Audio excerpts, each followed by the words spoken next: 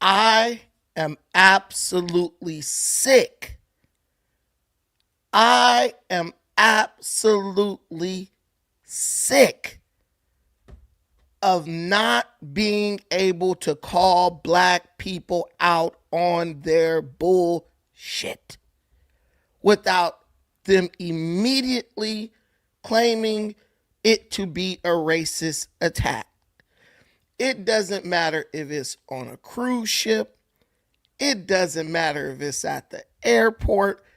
It doesn't matter if it's on a plane. It doesn't matter if it's at Disneyland. Black folks have gotten to the point where they feel they have the right to behave in a disorderly, violent, aggressive manner in any setting. And what makes it worse is they believe that if anyone says anything about it, including but not limited to other black or African American people, those people are not simply pointing out the obvious. Those people are either racist, they're white supremacists, or they are black agents of racism and white supremacy. I am now giving this a name. I am now going to call this the Karmelo culture. Karmelo culture. This culture not only emboldens black people to act in an animalistic way, it is to the point now where you have race hustling attorneys rallying around a murderous teen killer. What their goal is to get Karmelo Anthony out of jail.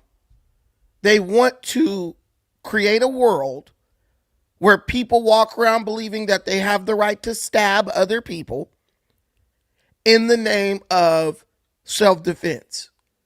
It doesn't matter if their claim is accurate. It doesn't matter if what they did is justified. All they have to do is feel like what they did is right. And for many people, they want that to be enough. Hey, this dude stepped on my shoe. I shot him, but I felt like he was going to do something else to me, so it's justified and I should be able to walk free. You now have the black fatigue Avengers, these race hustling lawyers, that's what I'm calling them. The black fatigue Avengers have now assembled around this killer team. Now, I cannot be the only person who feels this way. And I know for damn sure I'm not the only black person who feels this way. But if we don't speak up and speak out against this, these people will take over and destroy what's left of the peace, security, and prosperity of this country we call America. I'm Brandon Tucker. Welcome to Defiant Brandon. Welcome back to Accountability.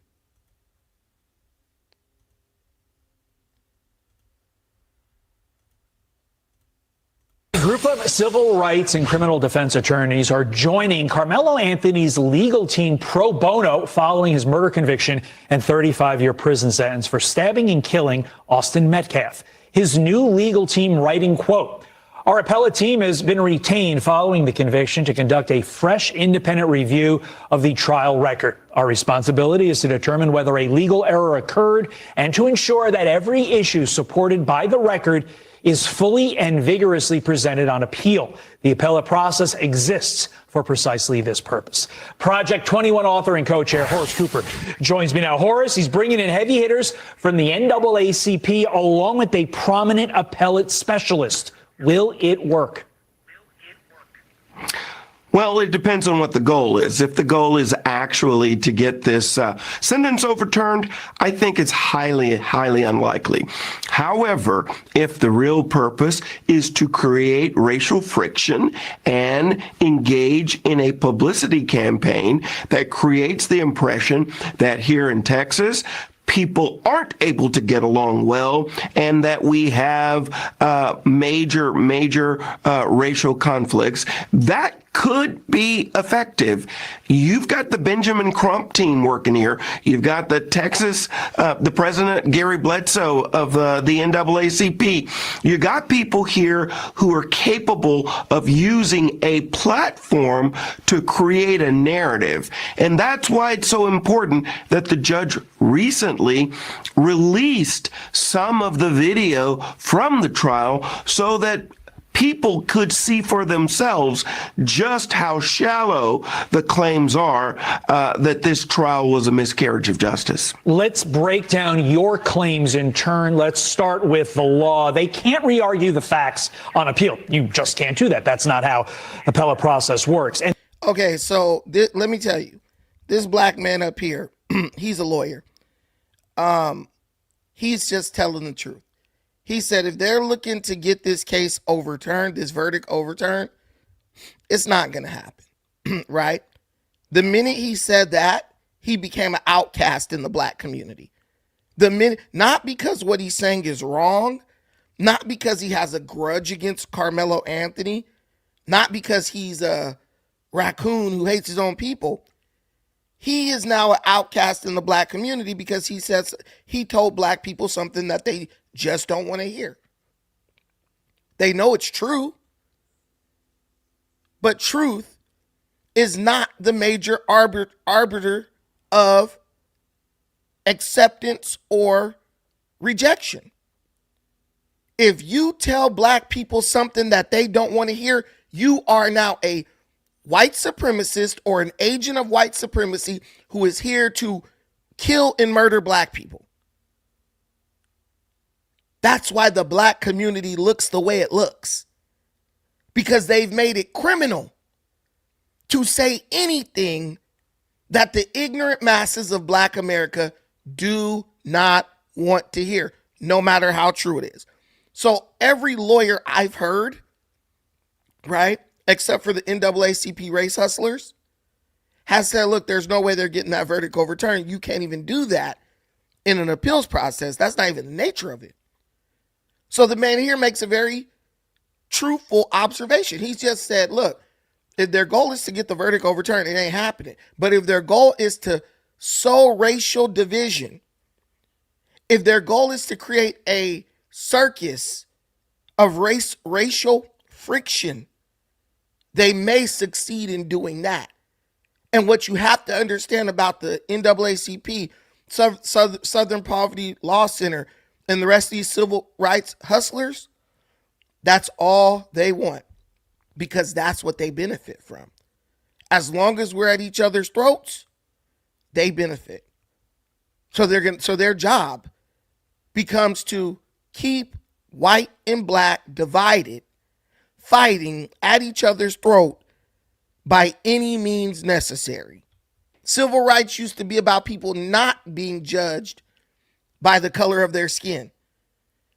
It used to be about people being judged about the content of their character. But what black people realized was a lot of black people have no character, or most of their character traits are bad. So they had to redefine what civil rights was, what racial justice was. So it went from black people being treated fairly with no regard to race to black people being permitted to operate under a different set of rules than everybody else. And in some places it worked, but they want it to be the same in all places. And that's why you have a situation like this. Austin Metcalf stabs Karmelo. He goes to jail for life and he got what he deserved. Karmelo stabs Austin Metcalf. He's an innocent victim who was railroaded by the system of white supremacy and systemic oppression. Let's just get that out the way. And this judge, to your point, really ran a tight ship throughout this case, so there's not a lot of error potentially to attack there. So besides arguing that there were no black jurors, what else is there? Do you see a potential Hail Mary from his team? No, this Batson challenge is really all that they have, but it gives them the ability to make regular pronouncements, talk in the public, and they may find some particular extraneous incident that they can use out of context. But you said it right. If we were sitting in my classroom, you'd get the gold star. The trial is already happened, and the appeals courts are only going to review the law. They're not triers of fact. You can't introduce new evidence, and the way this trial ended up being carried out, the judge was very careful to make sure that he didn't leave opportunities for this case to be set aside. Quickly, the father of the victim telling Will Cain that the family of Karmelo Anthony wasn't there for the victim impact statements. Quote, they left that poor child up there by himself as soon as that verdict was read. What does that say to you about the ulterior motive with this appeal and with the case overall to use this tragedy, to your point, to gin up racial tensions? About 20 seconds to you, Horace. A young man is going to be sent away for 35 years. It would be great if his family came together, acknowledged what happened, apologized to the Metcalf family, and apologized to the nation. Instead, it looks like a bunch of racial hustlers are trying to divide us. I hope it doesn't succeed. It is a sad case. There are no winners here. You hope that the racial card is not being played to create some quote-unquote winners in this context. It's not right. Horace Cooper, thanks for your time and your insight. Listen, Horace Cooper right here. I like this guy. I'm going to look him up. If I'm ever on trial or kill somebody in Texas, I want him to represent me. Guys, this is nothing but another race hustle. This is nothing but the NAACP, the Southern Poverty Law Center, and the usual suspects using a tragedy to make a profit. Because even if they say, well, we're going to do it pro bono, hell, they could write this off on their taxes. Hell, there's somebody who's kicking them down something. Trust me, because you could have represented Karmelo Anthony pro bono at the beginning of his case. But they were quiet. There was dead silence when this all started from these people. And literally, if you're black, you were kind of asking, like, where's Ben Crump? Where's Jasmine Crockett? Where are all the usual suspects? They were dead silent. And the reason why is because the check wasn't big enough. These people don't move for hundreds of thousands. These people move for millions. And even though they're saying we're taking this case pro bono, we're not getting anything, I promise you, there is probably some rich liberal benefactor who is sliding them some money behind the table. I wouldn't be surprised if it was George or Alex Soros or the other dude who lives in China. The people who are working every day to destroy this country and use the racial divide as a weapon to do so. They're getting money from somewhere. These people don't work for free. They don't work for free. But this is just an escalatory tactic that they are using to try to squeeze the last drops of racial division out of this situation before Karmelo Anthony inevitably goes to serve his 35-year prison sentence. He ain't getting out. I don't care how much that hurt your mama feelings. He ain't getting out. I'm telling you that right now. And let me tell you something else. And if you keep playing cute, this is my message to all the ignorant black folks down in Texas. And if you keep playing cute, you gonna make it to the point where when 17 years rolls around, those people on that appeals board or on that parole board gonna say, we not letting this dude out. We not letting this dude out because if we let him out in 17 years, those ignorants, those no good, those undesirables, they'll try to find a way to spin it into a victory. No, he killed somebody. We know you're bloodthirsty. We know you're murderous. We know you're miserable and unhappy. We know your life is messed up. We know you got 5 kids by 5 different dudes and you don't even know the last names of none of them. We know you got 7 baby mamas and they all put you on child support so your check get FICA, NICA, and PSYCA a million ways before they actually pay you and you only get 50 cents for 40 hours of work. We know. We know. As a black American, I'm telling you, the world knows that black America is miserable. But what we're not going to do in this country, non-black people and black people with sense, we're not going to accompany you in your misery. We're not going to let you make us unsafe because you hate and despise your life that you fashioned for yourself. So now you walk around desiring nothing more to destroy other people's lives so they end up in the same situation as you. We're not letting that happen. We're not letting that happen. And you could be as mad as you want to. Because we believe in peace, prosperity, progress. Let me show you what we don't believe. This is what we don't believe in. We don't, normal folks don't do this. Bright pink shirt, it may look red on your screen. He apparently gets into some sort of discussion that escalates quite quickly as a woman in a white tank top spits in his face and then he punches. Yeah, we don't do this. Y'all racist. When's the last time you heard of white folks, Asians, Mexicans, Samoans even, and they be ignorant sometimes too. When is the last time you heard of any other group breaking out into a brawl at Disneyland? A brawl. And it ain't just like dudes, hey bro, you bumped me. No, it's females, big ones, men, women. I'm glad the kids didn't jump out the strollers and get involved in the squabble. No one's doing that. No one's doing that. And you expect us to just say, you know what? That's not something that's just particular to them. Yeah, it is. This is behavior that is the norm for a certain contingent within Black America. I'm not saying it's all black people, but this element of our community definitely exists, and it loves to take its ignorance on the road.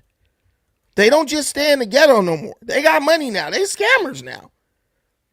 They are able to scam their way into gaining access to spaces that in the past they would never be allowed into.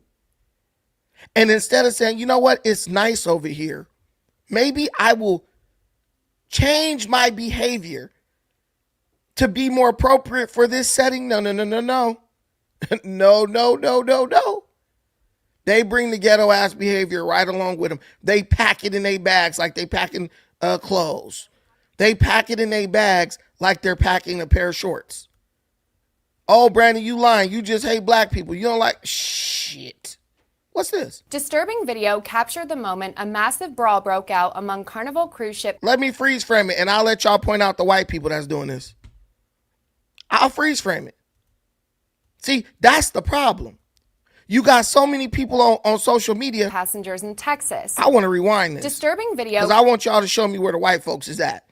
Everybody do this. That's what these ignorants say. Well, everybody's doing that. Find the video on YouTube where white folks break out into a big ass brawl on a Carnival cruise ship. Captured the or at Disneyland. Moment a massive brawl broke out among Carnival cruise ship passengers in Texas, resulting in more than a dozen people being banned from the liner for life. The violence erupted as passengers were disembarking from the... You done acted so ignorant that Carnival cruise ship don't even want your money no more. They just banned you for life. They said, damn, we don't want them on here.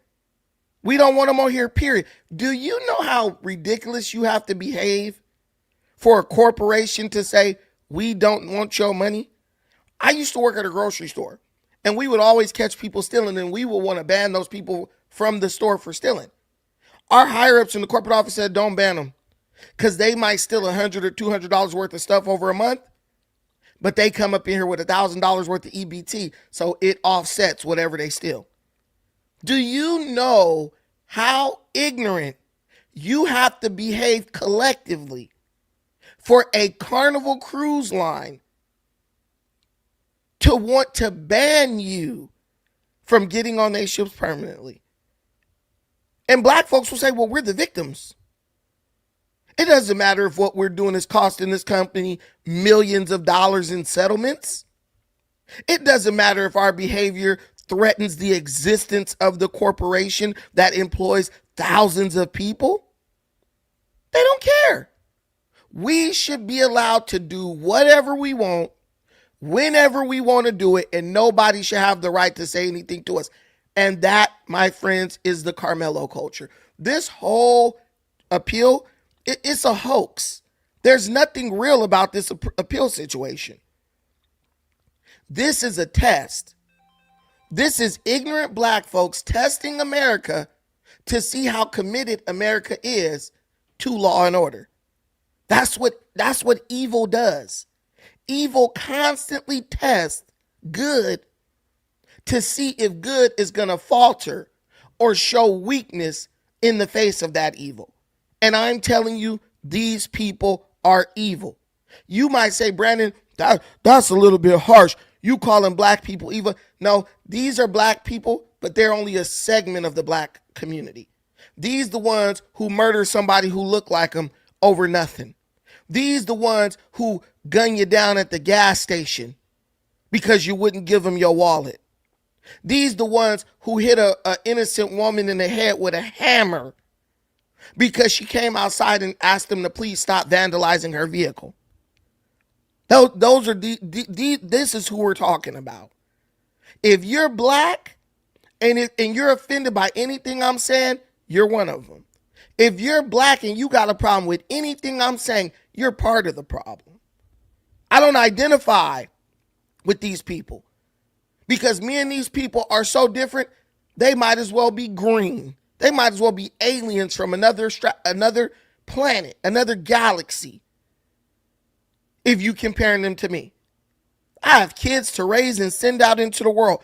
These people have kids too, but they don't give a damn. They're like Karmelo Anthony's parents. I send my kids out to learn and prosper and become productive members of society. They send their kids out to become murderous thugs. They send their kids out to become murderous thugs and then get angry when somebody dares to speak up against them.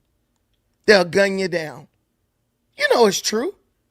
You know it's true. Why do you think when black people get money, they move away from these people? Why do you think that? Because everything I'm saying is true. And guess what? The devil is a liar. So everything, when I tell the truth, they're going to say, that's not true. That's not true. You know it's true. Look at the way they're defending the murderer, Karmelo Anthony.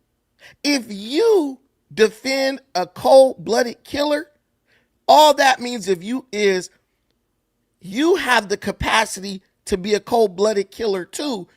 You just afraid. You too much of a punk to actually do it. So you sit back in the shadows, wait for someone else to do it. Then you stand behind them and try to fight for them and rationalize why they did it and justify why they did it. That's the reality. That's the reality. They murderous. Go to the hood and watch these people fight. Watch these people fight. Watch the ghetto blacks fight. They don't just fight until one get the better of the other one.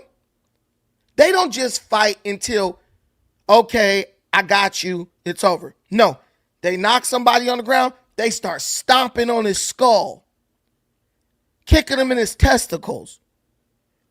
They start stomping on his chest and his head trying to kill him.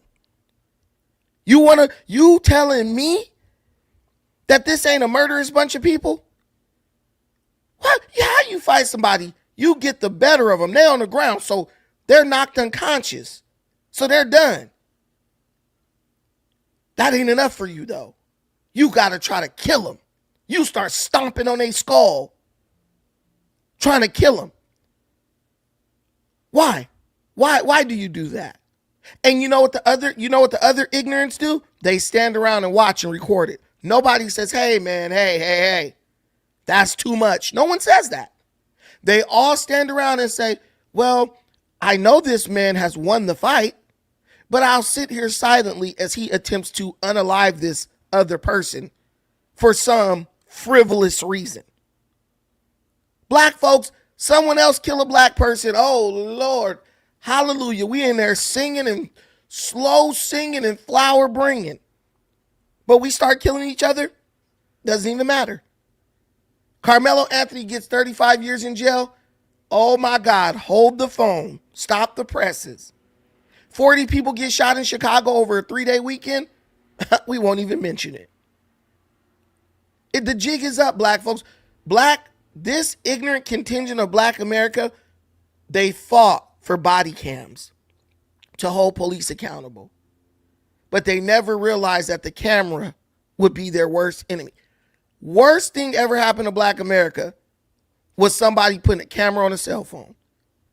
Because now people can go on the internet and they can see firsthand the animalistic behavior, the animalistic behavior of people, certain people in the black community. I'm telling you. You think I'm joking? Let's look at this. Come on. He's lying. He's just hating on black people. Man, the evidence is, the facts in the video don't lie. Well, you've probably seen the video online. A massive brawl broke out at Port Miami earlier today. The Miami-Dade Sheriff's Office says that the fight was between two families. Take a look. Look at this. We gonna play the game and point out the white folks. This is video from Only in Dade. According to a spokesperson for Carnival Cruise Line, a total of 16 people have been placed on their do not sell list. The spokesperson also said that it happened while the families were passing through Customs and Border Patrol. MDSO said neither of the families wanted to press charges against each other. Yeah, of course they didn't. Now look, they done got out there fighting and squabbling all up in the port of Miami, right? But we don't want to press charges against each other because this is not something that's done because there was an offense committed. This is something that's done because this has become basically the norm. Oh, certain black people go somewhere, they got to put on a show. They got to act a fool. So whatever the person did was so egregious that you going to fight and get put on the do not sell list for the rest of your life. But you don't want to press charges on them? See, that's the disconnect right there. That's the same way if the drug dealer is shooting up the neighborhood and selling the kids dope, black folks will give it lip service and complain about it. But then when you ask them, hey, do you want us to go in there and arrest this dude and will you testify against him in court? Oh, no, bro, I ain't going to testify against him, bro. You know, I went to school with him, bro. We came up together, bro. But he's making your neighborhood unlivable. There's drive-bys every night where people are trying to kill him and his boys. There's a chance that one of his boys might sell your kids crack cocaine. Yeah, bro, but you know that's my dog from back in the day, dog. I'd rather live in a war zone than hold the people accountable who are making it into one. And we'll defend that. You can literally see people in the comments right now. They're angry with me for telling the truth about a situation that if we fix it, they become safer. If we get rid of these degenerates, their children can sleep safer at night. But if you say that or you say anything against these degenerate people, you are the enemy. You are the problem. The guy toting the gun, shooting up the neighborhood's not a problem. The guy selling the super meth and the fentanyl's not the problem. The murderous teens like Karmelo Anthony aren't the problem. The person who is bold enough to stand up against it and speak out honestly against it is the problem. This is not a mystery of how Black America got here. There is no missing link. We don't need Columbo. We don't need Murder, She Wrote. We don't need Sidney Poitier in the heat of the night. We don't need Denzel and Devil in a Blue Dress. It is very obvious how Black America got in this condition. And it is very obvious why Black America stays in this condition. We are out here expending resources. Black folks done gave this boy over $1 million. The same group of people who say, we ain't got no money, we broke, we need reparations. Why is it that we can always find some money to protect the damn criminal? Why is that the case? Let me get this super chat. Watch, Florida fight turns into a riot. Bunch of white folks fighting like you asked. Stop making it about race, bozo. No, it's about race for sure. Here's the thing. And I love this comment. I love this comment. Here's the difference. White folks erupt into a riot. You're not going to have white folks in the comments talking about, yeah, they did what they were supposed to do. Yeah, I would have did the same thing. Yeah, they shouldn't go to jail because they was defending themselves. Come on, bro. You acting like I'm not black and I didn't grow up in the hood, man. The thing that makes the hood, the thing that makes Black America, it extra dangerous, more dangerous than any other cultural enclave of America, is the fact that Black folks who know better and would never participate in that type of behavior make excuses for it. If someone's on the corner selling drugs, take their ass to jail. How many? 20? Give them 20. Give them 10 years. I don't care. You need me to testify that he was over there selling drugs? Yeah, I saw him. He was over there. People was rolling up. He was handing them dope through the window, car window. That's what I'm going to do. That's what 99.9% of people in America going to do. But not in the Black community. In the Black community, they're going to say, oh, that's my homeboy. Yeah, we went to school together. Yeah. He from the hood like me. Then when he gets arrested, they going to put on T-shirts. They're going to say, free the homie fast. Free a real one. And you're just looking at these people like, bro, your mama was addicted to crack. You done came full circle to the point where you are defending someone who is condemning other children to other people to the same fate. That's what makes us special, especially ignorant. We defend our criminal class.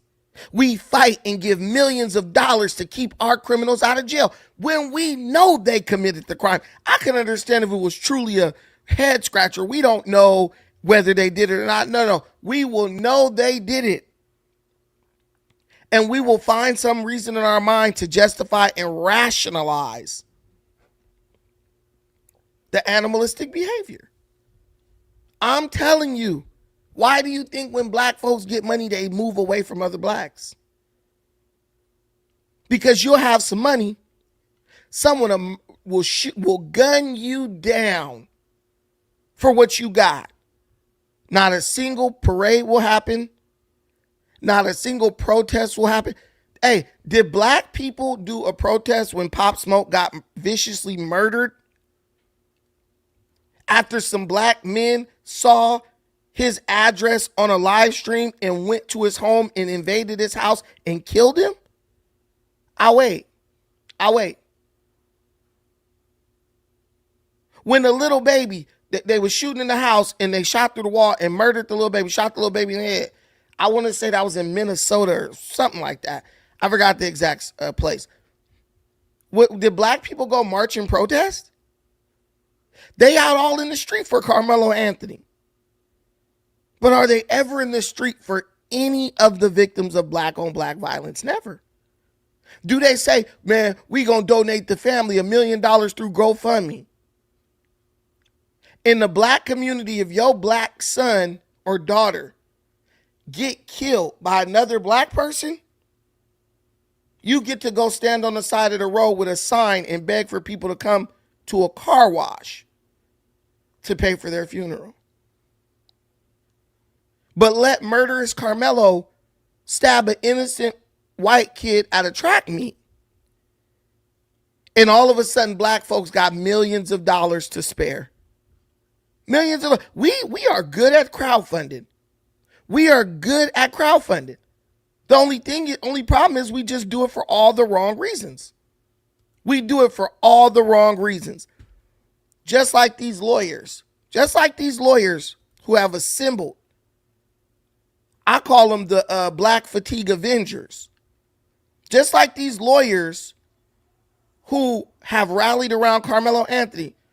Do you know how many black people are unjustly imprisoned right now? You don't see them rallying around any of those people. All they're doing is paying white folks to pretend to be racist and looking for a criminal to sympathize with and help remain above the law. That's basically all there is. You know how many people wish they had a good lawyer right now? You know how many people would be willing to give a little something for some real legal representation? I'm sure there has to be millions around the country. Nah, we gonna go defend this dude, Karmelo. And that's why I'm calling this Karmelo culture. Let's look at these lawyers. Stand with Karmelo Coalition. And this email announced 6 lawyers will conduct a fresh, independent review of the trial record. It goes on to say, quote, "We recognize the profound loss suffered by one young man's family and the uncertainty facing another. And we extend our respect to everyone whose lives have been forever changed by these events." So this team of lawyers, they will be serving pro bono, according to the email. Now, we're going to go through what makes this team so high profile and potentially high powered in just a moment. But first, I do want to go through some of these new images that we have in this case. I know how it goes. I'm not alleged. Okay. This is body cam video from one of the first officers to confront Karmelo Anthony after he stabbed Austin Metcalf at this track meet. This body cam captures the moment that Anthony made this now infamous statement, quote, "I'm not alleged, I did it." And you heard it clear as day on that body cam. Admitted the court to it. has released a large amount of evidence that was shown to jurors during the trial, including body cam footage and surveillance video. Now, because cameras were not allowed inside the courtroom, the public is now only getting to see what the jury saw.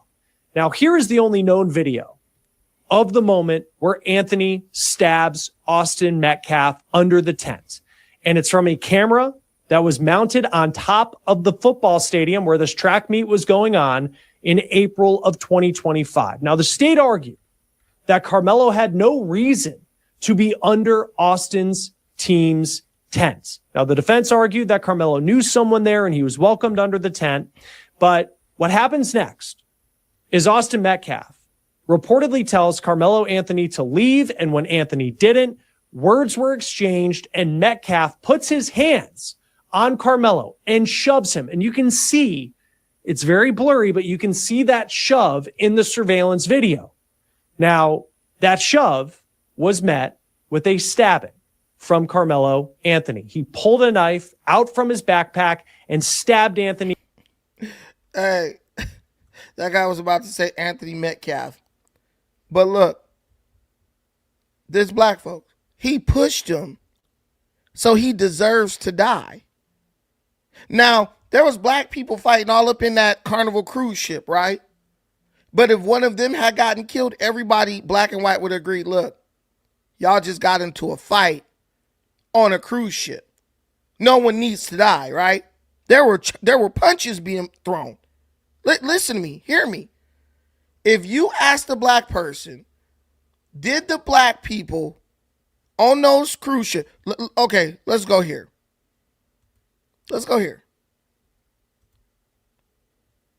You ask the black folks, this is a fight at Disneyland.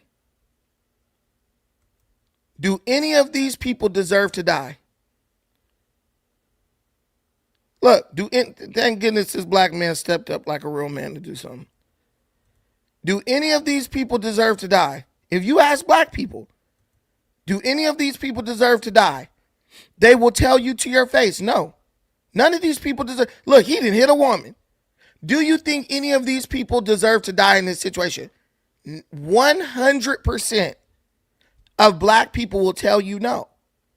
But then there's about 50% of those black people who, if you showed them the Austin Metcalf video, they will then turn around and say that Austin Metcalf deserved to die.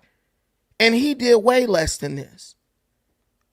If you're growing up in black America, you are conditioned to not be shocked by savage behavior. But now we want to believe that, oh, this kid was scared because he got pushed. Yeah, right. Yeah, fucking right. Black people are the ones who made the song Nuck If You Buck.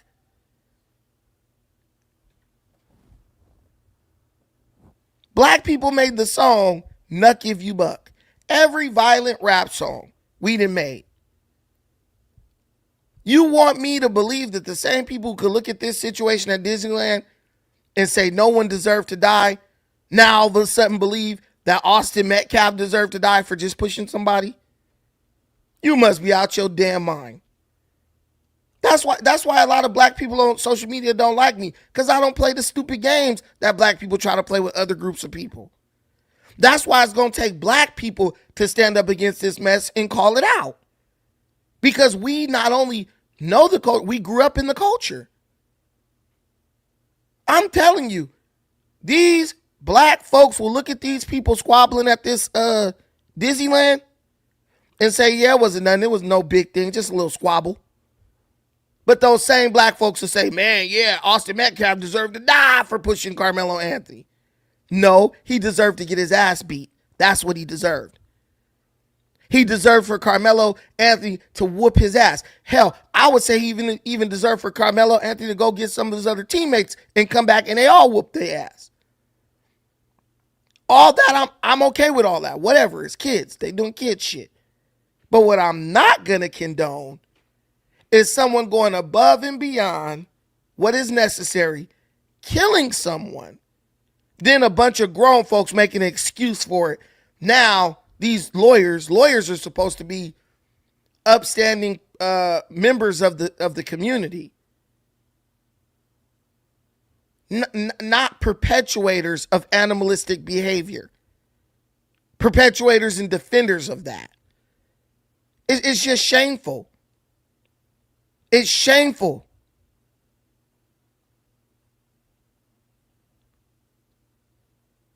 $100%, Donald. The kid had a knife at a school event. There's no justification for that. But these lawyers, let me tell you something. There's two ways that race hustlers win. And that's why people get into the business of race hustling, because you really can't lose. Right? It wasn't a box cutter. Look at this ignorant lady. It was a box cutter for your information. No, it wasn't. It's so funny. People still trying to they're still trying to convince us of things that they know are not true. It was a knife. It was a knife. But the point I'm making is, when you become a race hustler, there is no loss. If these lawyers get Karmelo off and get the verdict overturned, in their mind, they win. If they don't get the verdict overturned, they still win, because then they could just say, oh, yeah, these white folks is just racist. We've confirmed that this was a racist attack on Karmelo and that he was railroaded by the justice system in Texas. Now they bring in more money for more gullible black people. Really, I'll call them gullible losers who are looking for excuses for why their life didn't turn out the way they wanted it to. And that's what pisses me off. And that's why, to all the black people out there, like, if you want a real life, a real chance at a life, you got to get your kids away from these ghetto hoochie-fi blacks. You got to get your kids away from these people. These people, it's like the Bible. Remember when Jesus was talking to the Pharisee, he said, hypocrites, you do not wish to go in, but yet you stop up the doorway and won't allow those who want to go in to go in. And that's what I say to these black folks. Hypocrites, you don't want a peaceful, prosperous neighborhood where you can raise a family.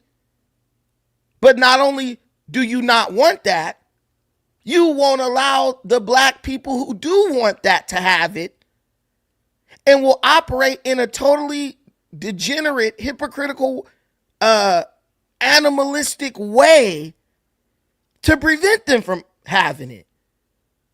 You will not only do crime yourself,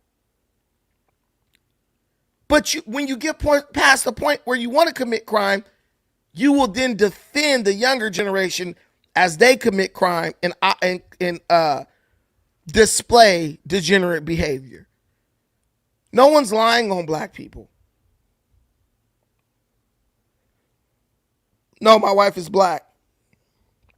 She's black. She's black, and if I told her we gonna move to the ghetto, she'll be the first. Hell no. I ain't moving over there. She'll say, I ain't moving around those niggas. She'll say it. Any black person with sense will tell you that. That's the funny part. It's like my granny used to say. My granny always used to say, it's going to tell on you before you tell on it. See, most black people will not admit that there's a problem in the black community. But the issue here is that every single day the community is displaying exactly what the problem is in the black community. Y'all calling someone a coon for telling the truth about a situation that exists in our community that we all know is true. You can call me a coon, but you can't tell me I'm lying. Tell me I'm lying. Look, I give y'all the link. Here go the link. Look, any black person come up here. Tell me I'm lying. Come up here and be like, you lying, because black people this, that. Yeah, right. Yeah, right. You're a bootlicker. Whose boot am I licking? I'm a bootlicker because I want black folks to acknowledge that they have a problem in their community that needs to be fixed, which in turn makes the black community safer for black people to live in it. I'm a bootlicker for that. You sound stupid. The same people calling somebody a bootlicker, those are the ones with the white wife. Those are the ones don't live in the black community. They want to keep the black community a shithole so they could tell somebody, yeah, man, I'm from 65th and Crenshaw, and that person be scared and think they tough. I don't want people to think I'm tough because I grew up on 21st and Martin Luther King in the hood. I want people to say, damn, man, I went over to 21st and Martin Luther King. Man, it look good over there. It's peaceful over there. And I want there to still be black faces. Now, black people, you run into a black person from another state. Yo, man, I'm from Chicago, man. I grew up in Whoop-de-Whoop Project. You go to that place right now, it's all gentrified, all white people now. The projects got torn down years ago. And to make it better, they had to remove the black people from there. I don't want that to be the fate of black America. Do you know how embarrassing it is for you to live in a community for generations and the community be violent and ignorant, and the minute they gentrify and get you out of there, the community improves? You go to some of these ghetto areas. You go to some of these ghetto areas in America where the population was predominantly black. From the moment they start raising the rent and forcing black people to move out of that area, the crime rate goes down. I kid you not. I grew up on 21st and Martin Luther King in Long Beach, California. It used to be a all 100% totally black area. Now you go over there, it's probably not even 10, it's probably 10 to 15% black. 85% something else. The crime rate is significantly lower. Way, way lower. You could walk around over there at night and not even worry about getting shot. You couldn't do that when I was younger. You couldn't walk around over there at 1 o'clock in the morning without something happening to you. But we don't want to accept the fact. The reason why the problems cease or stop once we leave is because we're the problem. We're the problem. And guess what? Wherever we go, the problems follow us. Now, is that because we're inherently bad or evil? No. It's because we're taking the same toxic, self-destructive mindset everywhere we go. A gang of black people moved to Vegas, Las Vegas. Now, as bad as Las Vegas was with the mob and all that, when black people traveled to Las Vegas in large numbers, the crime rate skyrocketed. I'm not joking and I'm not lying. Black people started to move to Arizona, Phoenix, Tucson, right? What you think happened to the crime rate out there? It skyrocketed. See, the beauty about what I'm saying to you is that everything I'm condemning you and accusing you of, it only takes 1 second to change it. All you got to do is change your mindset. I'm not going to defend criminals anymore because I don't want to live in an area that's overrun by crime. I'm not going to display degenerate behavior anymore because I don't want my kids doing that when they get older. All you have to do is want to. And the problem fixes itself. The problem fixes itself. Hey, every black person, you a coon, I gave them the link. You think they clicked it? Nope. Because deep down inside, they know that what I'm saying is true. Many of them have probably said the same thing in a different way or in a different setting. But because I'm saying it on here, oh, you a traitor. Traitor to what? To say that someone is a traitor is to imply that there is something for the person to be loyal to. Here's my question to everybody black on this stream. How can you be loyal to a group of people who aren't even loyal to themselves? How can you be loyal to a group of people who collectively aren't even loyal to themselves? I'll wait. Loyalty means I have to raise my kids in a neighborhood where they might get shot or robbed.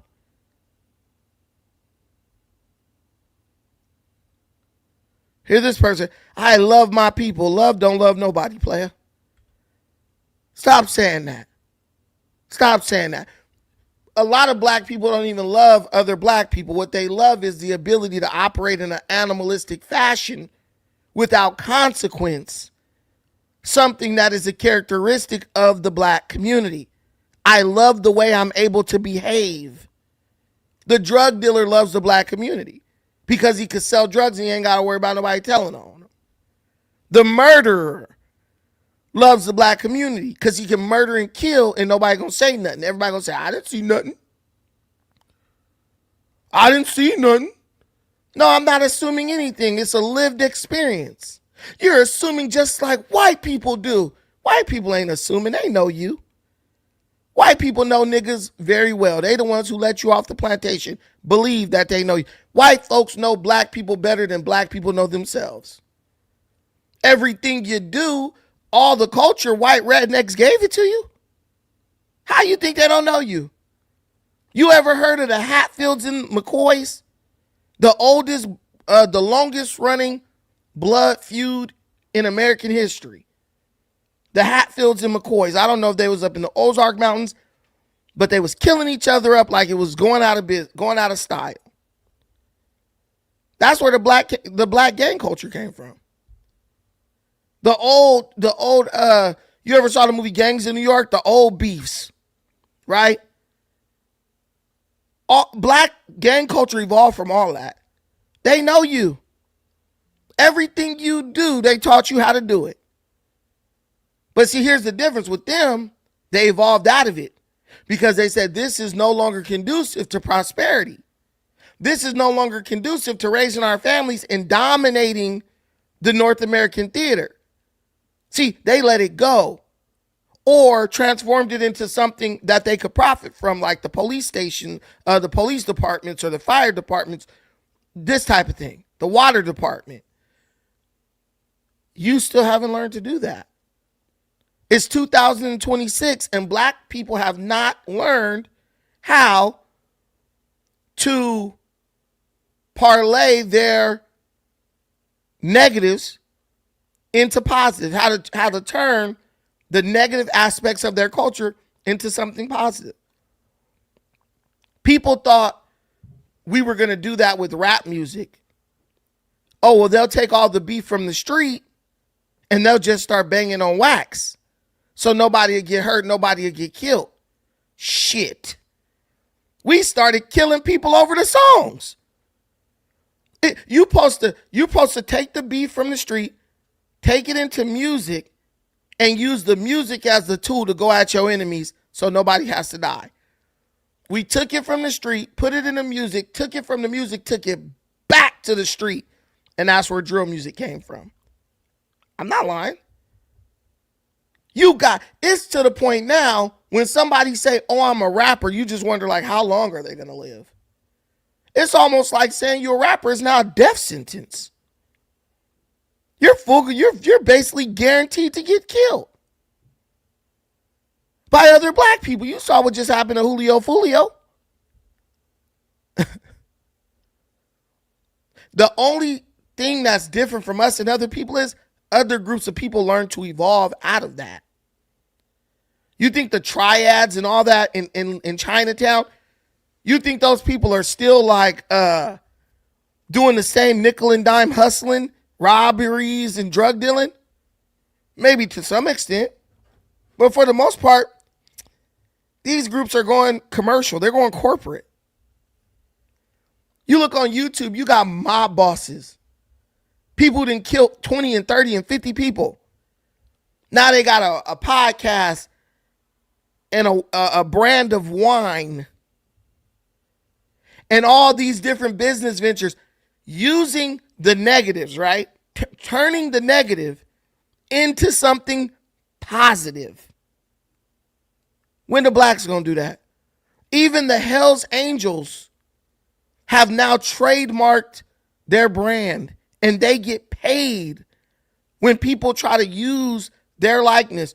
When people try to like make a movie about them or something similar to what they did. When black folks gonna do that?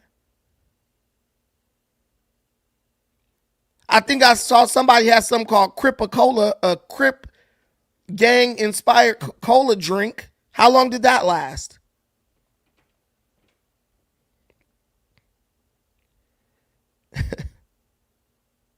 But I'm wrong. I'm wrong because you want some murderous kid to get out of jail. What would the benefit of Karmelo getting out of jail be? That's what I would like to ask you. Can anyone tell me what the benefit of letting Karmelo Anthony out of jail would be? Like what benefit would it be? Oh, I'll be able to feel good about myself. I'll be able to sleep good tonight knowing another killer has been set free back into the black community. I'm not going to lie to you. If Karmelo Anthony got out again, I wouldn't be surprised if he killed again. I'm being real. Keep your hands to yourself. So official BJ TV. Keep your hands to yourself. So what BJ TV is telling me is he believes all these black folks who didn't keep their hands to themselves deserve to die that day. That's what you saying, BG? BJ? This is what I'm talking about. Black folks gonna say stupid stuff, and that they're totally gonna contradict in the future. According to BJTV, every person involved in this brawl deserved to die. Every person here deserved to get impaled through the heart until they cease to exist. It's BS. Keep your hands to yourself. We the main ones acting a fool in public, beating on each other. So if BJ's kid pushed somebody, his kid deserves to get murdered in cold blood. Do you realize how stupid you sound? I wish you would click the link and come up here and say that. The link is in the comments. Click it, bring you right up. Keep your hands to yourself, sounding like a female, a dummy, sounding stupid. Do you know this nigga didn't have no daddy in his life? Keep your hands to yourself. Nigga probably switch and swing his damn wrist left and right when he walk. That is the most feminine thinking ever. And the reason why that type of thinking is permitted among women is because mostly women ain't gonna do shit. Women are the most gangsters, violent, non-violent people on earth. They too scary to do shit most of the time. But run their mouth. That's why when women say stuff like that, nobody takes it serious. They ain't gonna do shit. But when you got grown-ass men saying that, keep your hands to yourself, bro. We know you taking up the booty. Keep your hands to, like, bro, who raised you, bro? Who raised this dude? Who raised this dude? I'm just asking a very simple question of Black America. If Austin Metcalf deserved to die, right? If Austin Metcalf deserved to die for putting his hands on Karmelo, do these people deserve to die for putting their hands on each other at Disneyland? See, that's the catch right there. See, because if you make that rule for Austin, then that rule has to apply to everybody, don't it? But they'll sit in your face and tell you, well, Austin pushing Karmelo, he deserved to die. But these Black people acting a fool at Disneyland, nah, that ain't really a big deal. It's just a little squabble. 100% Alberto. It was obvious and deliberate, and I believe it was premeditated. I believe that Austin Metcalf just so had the unfortunate luck, the misfortune of running into Karmelo Anthony. I think Karmelo Anthony walked around with this mindset like, if any white person ever does something to me, I'm going to kill him. That's the Karmelo culture. I call it the Karmelo culture. And to see that lawyers who take an oath are jumping up to defend this criminal is crazy. It's blowing my mind right now. Austin 316. Whatever you want to say. But Austin is not the one crying about Karmelo Anthony being in prison. Austin a hoe, but I'm crying like a bitch because Karmelo's in jail. Someone I don't even know. Someone who murdered someone else. You think I'm going to be out here getting my blood pressure up over a killer? Hell no. Jason Bourne said, I'm Black, but I'm suffering from Black fatigue. Our queens are living in the WAP phase. Their next phase is tarot card reading on YouTube. Stay strong. Stay strong, kings. The Black community is descending into psychosis. I told everybody if Kamala Harris did not get elected, that the Black community would descend into psychosis and mysticism. We will go back to throwing bones and shells in a cup and claiming that gives us the power to see the future. Because black people, if Democrats are not in power, they don't know what to think. They don't know what to do. We are the only group in America who, if a Democrat is not elected, we basically forfeit 4 years of our political mobility to wait for Democrats to get put back in office. We ain't going to do it. We ain't going to work with him because we don't like him. It don't matter what he offers us and say he going to give us. We don't like him. If that ain't the single mama mindset, I don't know what is. I've seen women pass up a good dude because I don't like him. This dude's well off. Dude's paid. He's ready to have a family and settle down, and he could take care of that family. I don't like him. When you start hearing grown-ass black men talk about like and dislike, he was raised by a single mother. But really, probably, he was raised by a hood rat. When somebody bases everything they do on like or dislike, and ain't it crazy? You would think that if a group of people cared so much about being liked, you would think that would have some effect on the way they behave themselves in public. The same black people, the same black folks who do stuff like this in front of kids at Disneyland will have the audacity to say, he apparently gets into nobody likes us. I wonder why. As a woman in a white tank top I wonder in his face and spits in his top. I wonder why. A woman in a white. Look how these people, and shout out to the sister in the back. Look how these people looking at these fools in the background. Look how they looking at them. Like, bro, are y'all, dude, they probably set a record. Because I couldn't tell you when is the last time I heard about a fight breaking out at Disneyland. Tank top spits in his face and then he punches her. And then the woman in the tank top spit in this dude's face and he took off on her. Who acts like that, bro? Why is a grown-ass woman spitting in someone's face?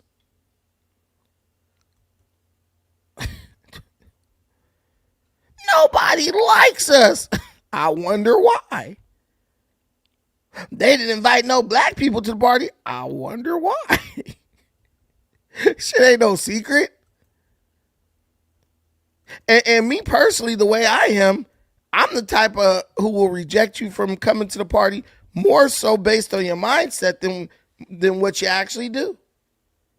I'm not going to uninvite you to the party because some black people got in a fight at Disneyland. I'm going to uninvite you because you're saying that it's excused. Like there's a justifiable reason for it. Yeah, neither will Karmelo. He'll be in jail for 35 years. Nah, I ain't no self-hater. You're the self-hater. If you think I'm a self-hater, that means you're a self-hater. Because you think that being black condemns you to living in bad communities. You think being black made you preordained to be in a low state of existence. That's the self-hater right there. Me, I'm speaking all positivity. Let's get these animals out of our community so we can raise our families in peace and prosperity. Let's make the black community a place where people move to when they get some money, as opposed to being a place that people move from as fast as they can once they get some money. Let's be real. You don't got any, I live in LA, Long Beach.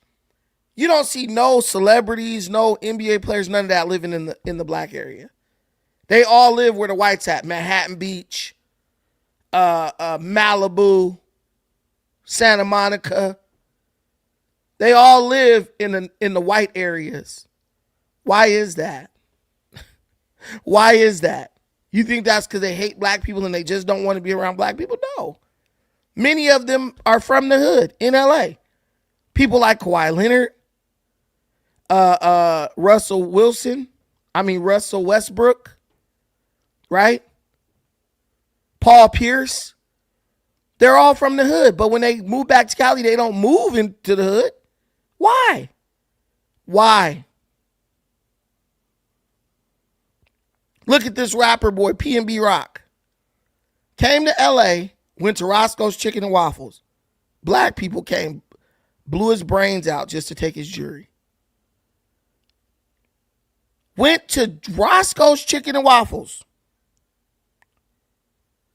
Excited to try some, some food from LA. Black folks hunted him down, killed him just to take his jewelry. Same thing with Pop Smoke. And the list goes on and on and on and on. And you condemning me. Oh, you're a self-hater. This, that, and the third. That's not going to change anything. Nah, that shit ain't got nothing to do with poverty. Plenty of poor people in the world. Black people been poor since poor was a thing, and we were very peaceful. Black folks was poor, didn't have nothing coming out of slavery, and crime was virtually non-existent in the black community. Stop poverty, please. That's like saying that people looted during the George Floyd riots because of poverty. Come on now. These people say anything. It's poverty. Karmelo killed Austin because of poverty. Come on, man. Karmelo killed Austin because of poverty. Okay, I guess that makes sense to somebody somewhere. But yeah, this Karmelo culture, it ain't gonna cut it. These race hustling lawyers, they know exactly what they're doing. But if you thought Carmelo Anthony's sentence was going to get overturned, somebody told you wrong, punk. Y'all ever saw Dragonfly on Martin? Somebody told you wrong, punk. That's y'all. If y'all think Carmelo's about to get out. Chest. And again, it was a wound so severe, a stab wound to the heart, that the medical examiner said there is no way Austin Metcalf could have survived. In fact, the medical examiner said if there was an operating table right there with a surgeon, it is not likely that Austin Metcalf would have survived that injury. So let me show y'all how dumb Shelby is. If you ending poverty would end lots of theft, robbery, shit like that. Bro, listen. I watch black folks go in Walmart, walk right past the milk, cereal, eggs, cheese, and bread. Walk right past the cake aisle. Walk right past the canned goods aisle, the vegetable aisle, the frozen food aisle. Walk right to electronics, grab a freaking 65-inch TV, put in a basket, and roll up out the store with it. See, what you're saying makes no sense because you're dumb. You're saying this is a poverty issue. When the people who you're saying are in poverty, when they go to steal and kill, when they go steal, they stealing a gang of stuff that's not essentials, right? Then when they go kill, 9 times out of 10, they dress down in their best. So it wasn't like, hey, I'm doing this because I'm running around in rags with holes in my socks. I'm killing because I'm murdering and robbing because I have nothing else to do. That's bull crap. You're making excuses. And that's what we do. Well, if this was the situation, there would be less problems because it's, they're poor. So it's like when Obama used to lie and say that giving black people jobs was going to lower crime rates. Crime went up under Obama. Obama had a decent unemployment. His unemployment numbers were pretty good. But why did crime go up? Now Brandon Johnson is over in Chicago saying the same shit. Yeah, if we give them jobs, that will reduce the crime. No, it won't. No, it won't. Because someone who wants to kill and be murderous and run around the street shooting at people and doing whatever it is and stealing, they're going to do that no matter what you do. Because their stealing and their theft and their murderous mindset is all rooted in trying to prove something to somebody. That's what it's about. They're trying to prove something to somebody. Shut up, Brandon. You're hurting my feelings.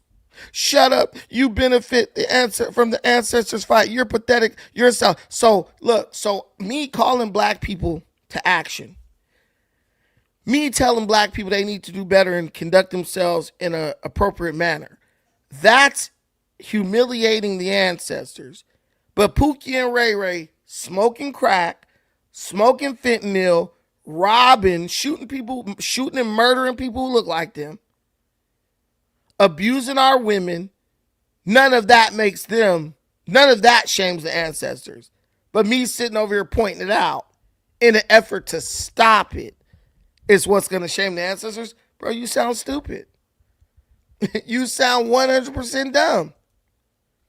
Like, but this is why the black community is where it is.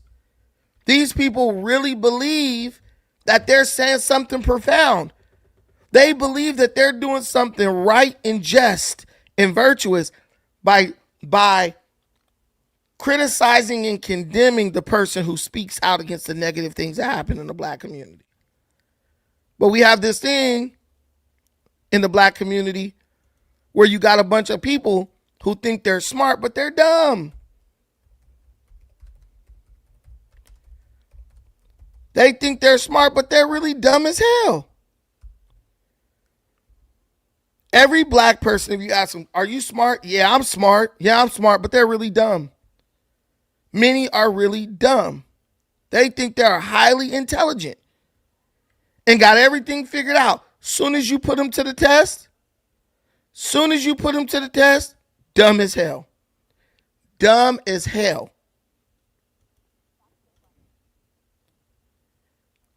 Look, I want y'all to see this. Let me see. And every single day, you go on YouTube or social media, and there is proof being posted. Proof that these people are not as smart as they think they are. There's proof every day that these people are nowhere near as smart or intelligent as they think they are. This is the index card challenge. Read the index card. Now, before she reads this index card, I'm going to read it, right? So you know that I'm capable of reading. I know how to read, right? So the index card says the deity had a premonition of the impending cataclysmic event, right? These are the people y'all arguing with on the internet. I know Karmelo didn't do it because them boys was jumping them. Yeah, these people think they're smart. They think that when they see something, what they see or what they're pretending to see is valid. Their deduction of the events is valuable. Like it's accurate and it's true and it makes total sense. That's the biggest problem in the black community. You got a bunch of people who are not smart enough to know that they don't know everything. A bunch of people who can't step outside of themselves and say, you know, I'm not like the sharpest tool in the shed. Maybe I should wait for the facts before I comment on this. Now let's listen to her. Society had a premonition of the impending apocalyptic event. The diary had a premonition of the impending apocalyptic event. Read the index card. I'm a great We've reader. been wanting The the world deity for over a had decade. promotion Depraved of members the of the elite impending utterly obsessed with consuming event. child. We've She's been a great dismissed reader. as tinfoil hat wearing Read the index conspiracy card. theorists. The rich and national Even though everybody The veterinarian identified an unusually aggressive parasitic infestation. These the black women on the internet arguing justice for Karmelo. being Hollywood knows the unusual, truth. aggressive, Evidence is prolific undeniable. infection. Hiding right there. in plain sight. Read the index card. The veterinarian identified Now, an unusual, thanks to the Epstein aggressive, files, the harassing world is finally catching up. infestation. Read the Hope index you were card. feeling The better. mean Did we academic analyze the and visual- jerky? Why didn't we get jerky this week? I also added more to the jerky and ginger lemongrass. Read the Thank index you card. so The much. Super DDD cool. had a Beef jerky, promotion of the delicious. impending JoJo is here and we'll walk the jerky over to Jeffrey. We'll walk the jerky. Read the index card. The deity had a premonition of the impending apocalyptic event. The deity had a premonition of the. This kid is asked. Read the index card. This kid is. Read this word. This kid is. Read this word. Zelma.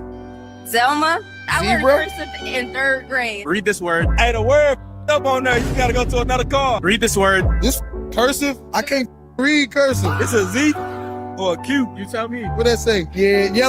Go ahead and read the index card. Okay. The sensational ratatouille enhanced their palate and dining experience. Beautiful. Okay, so for the sake of content purposes, I need you to actually get it wrong. So we're gonna try it again. All right. I promise you, we go talk to that guy right now and be like, you think Karmelo Anthony is guilty or innocent? He'll be like, yeah, that fool is guilty. Each of the kids a 3x5 index card and ask them to use it for this. But this is what I'm saying. These people, I'm smart. I'm intelligent. I know what's right from wrong.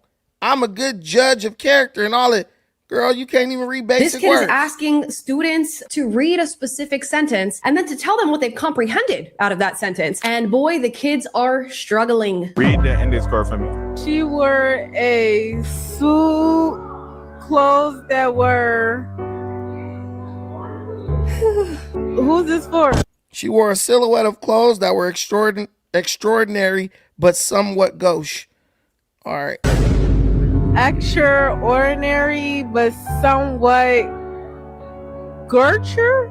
Now explain what that means. I don't know. She wore a sahalat of clothes that were extraordinary, whatever, bro, but somewhat gooch. What does that mean? She wore a lot. Wait, she wore.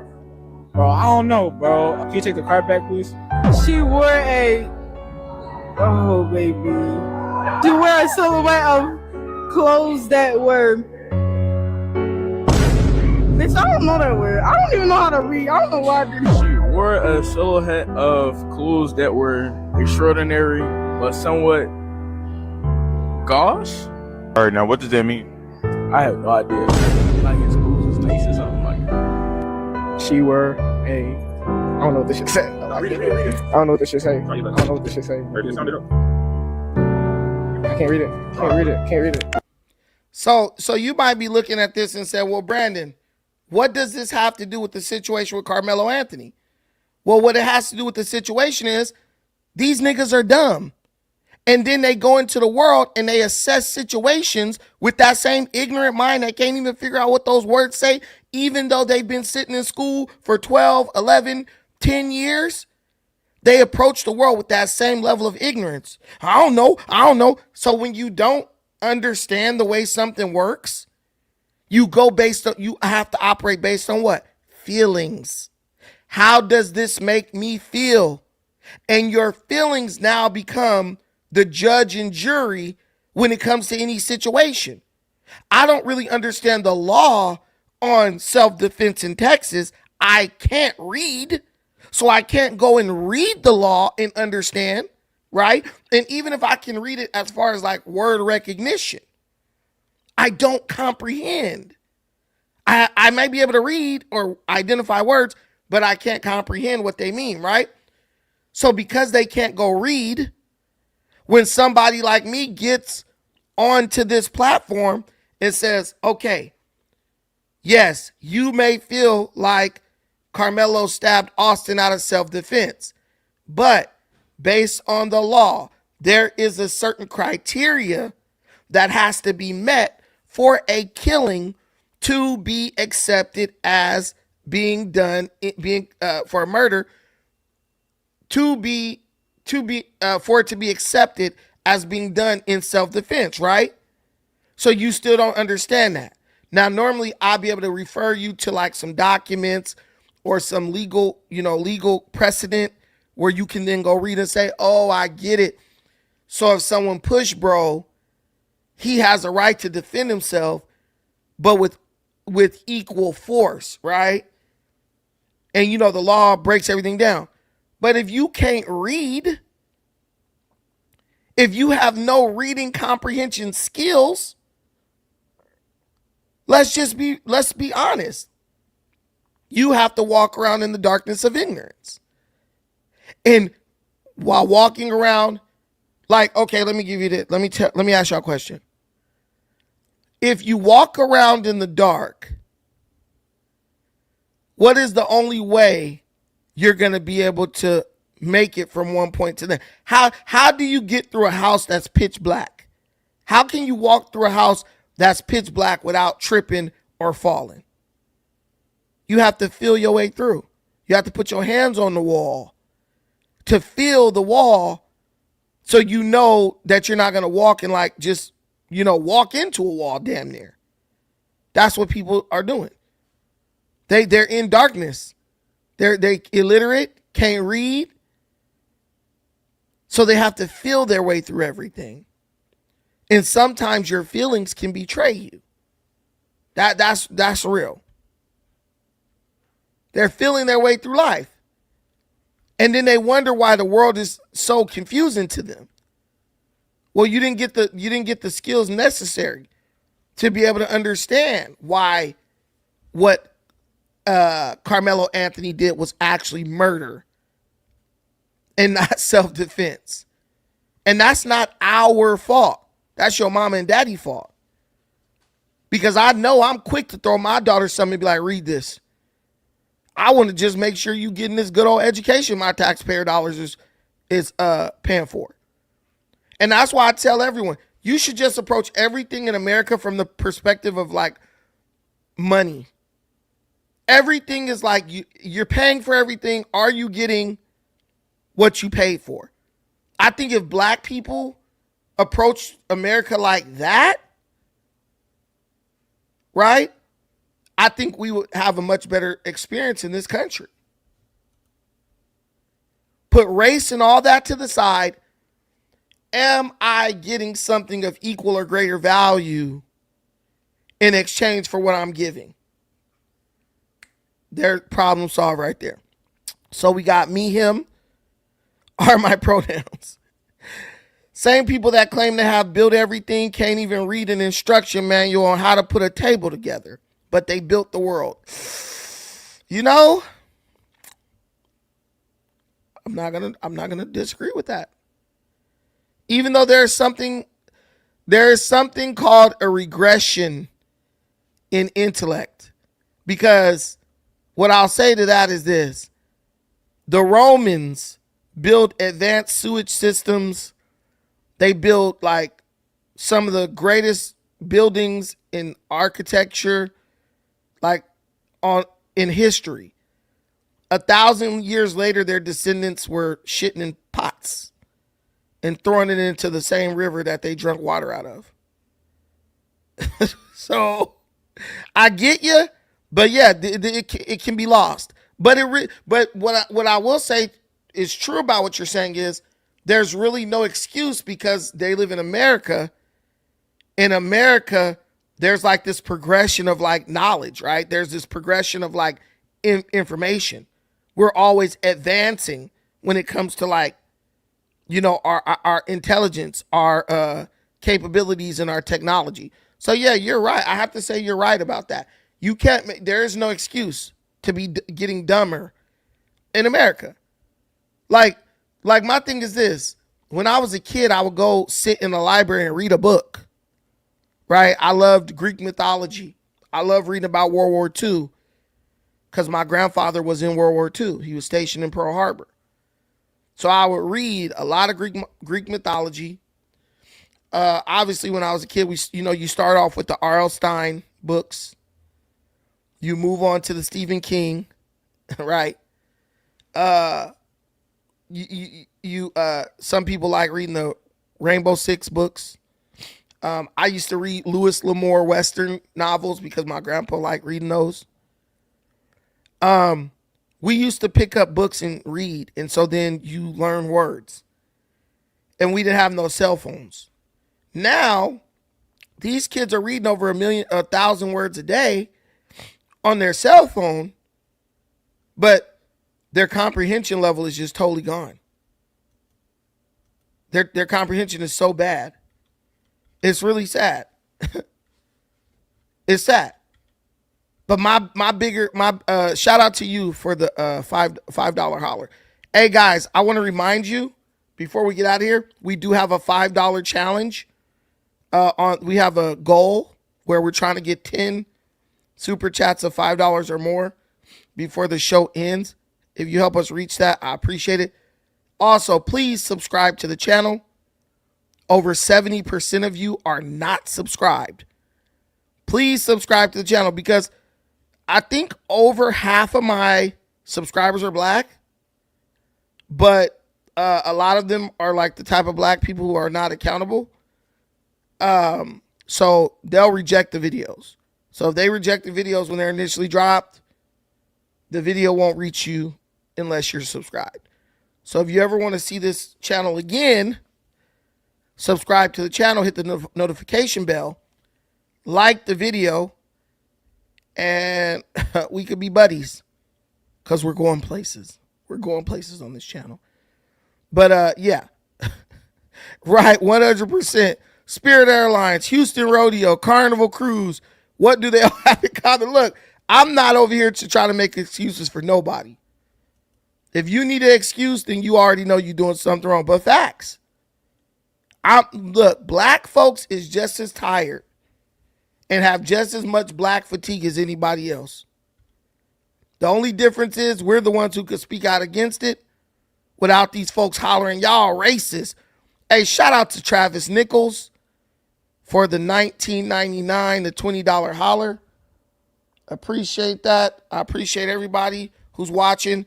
If you cannot contribute, please give me a share, subscribe, whatever. But I want to get into some more of these. I wish I would have read this word. Formatted this a little better. Go ahead and read. Come on, man. They trying now. This is a super fun trick that I. Now they trying to. Now they mad because read the index card.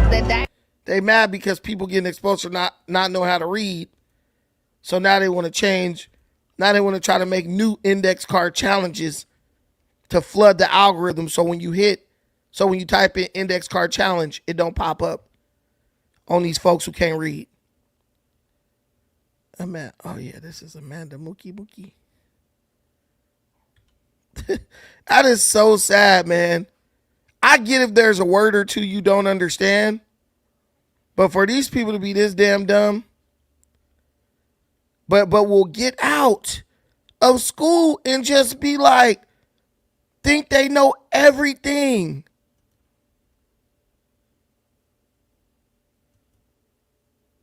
Oh, this guy got some good ones, I think. Hold on.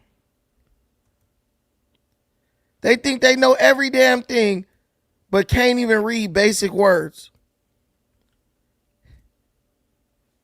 She wore a shoe. Gen Z can't read. I'm talking to teachers from my high school who are saying, we're not reading books anymore. We're reading excerpts of books. Gen Z is utilizing TikTok summaries of books to write the damn report. Read the index card. She wore a shoelet of clothes that were exaggerating, but some were gosh. What does that mean? You tell me? I don't know. I don't know. He might genuinely be toast too. Reciprocated emotional dependency. Okay.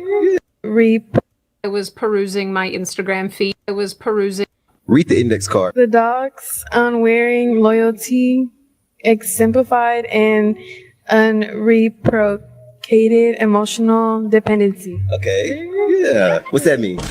It means I don't know. Read the index card. The dog's unwavering loyalty, exemplified. Yeah, she was right there. Exemplified and unreciprocated emotional dependency. What does that mean? Exemplified means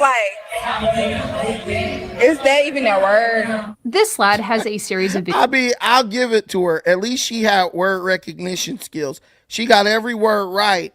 She just didn't know what the hell it meant. And see, and let me tell you something.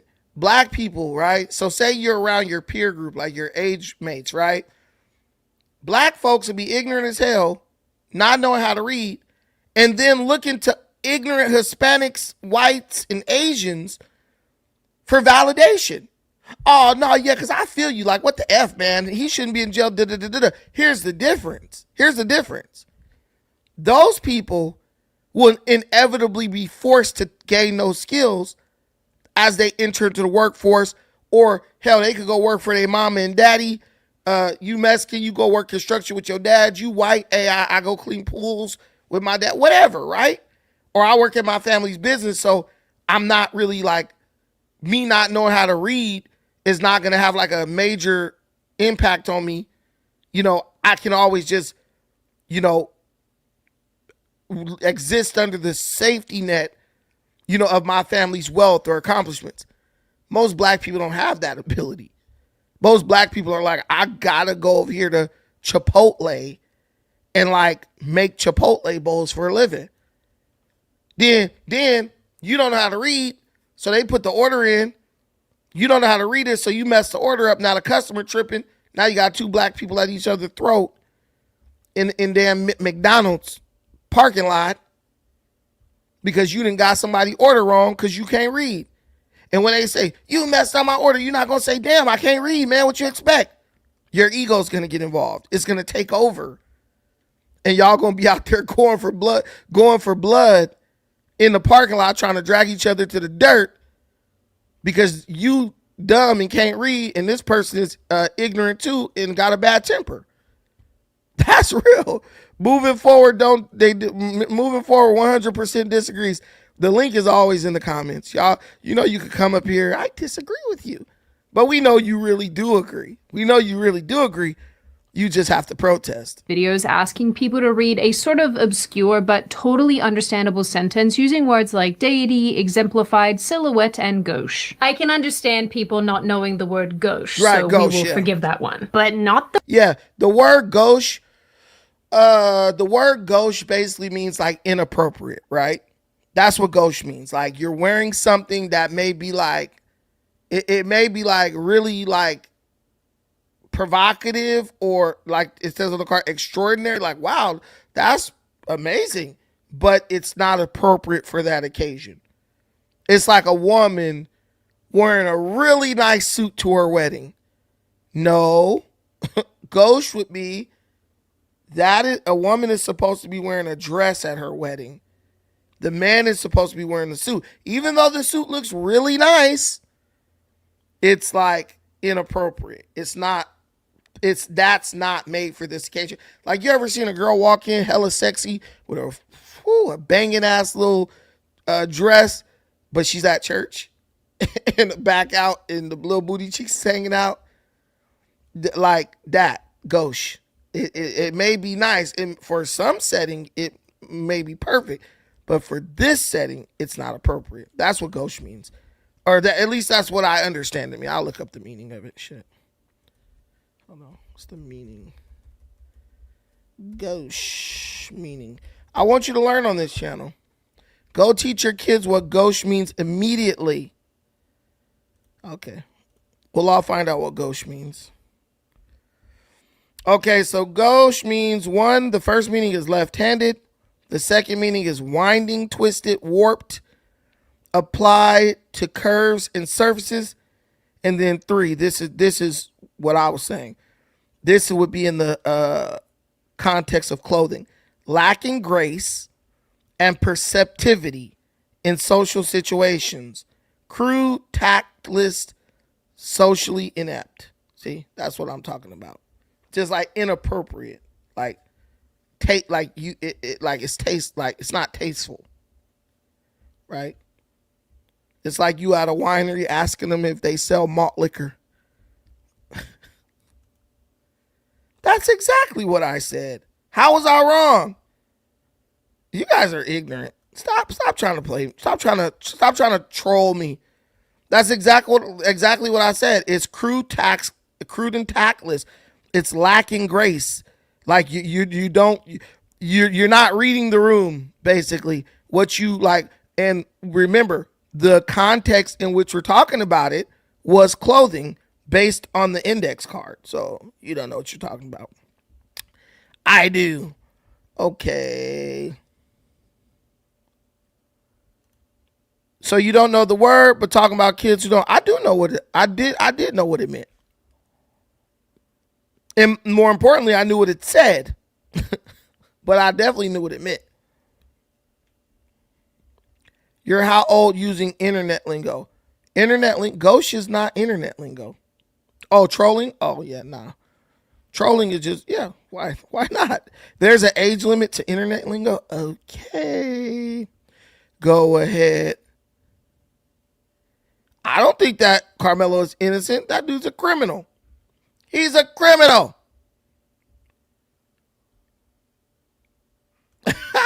We vote Democrat because our white Democrat masses told. Ooh, hey, let's talk about this situation over here. Y'all want to? I'm a little bit over. I'm 10 minutes over. Put a 1 in the comments if you want me to talk about the socialist takeover of New York City. Thank you, Henry Morales, for your honesty. I appreciate honest and accountable people. Not like Shelly baby. Shelly baby.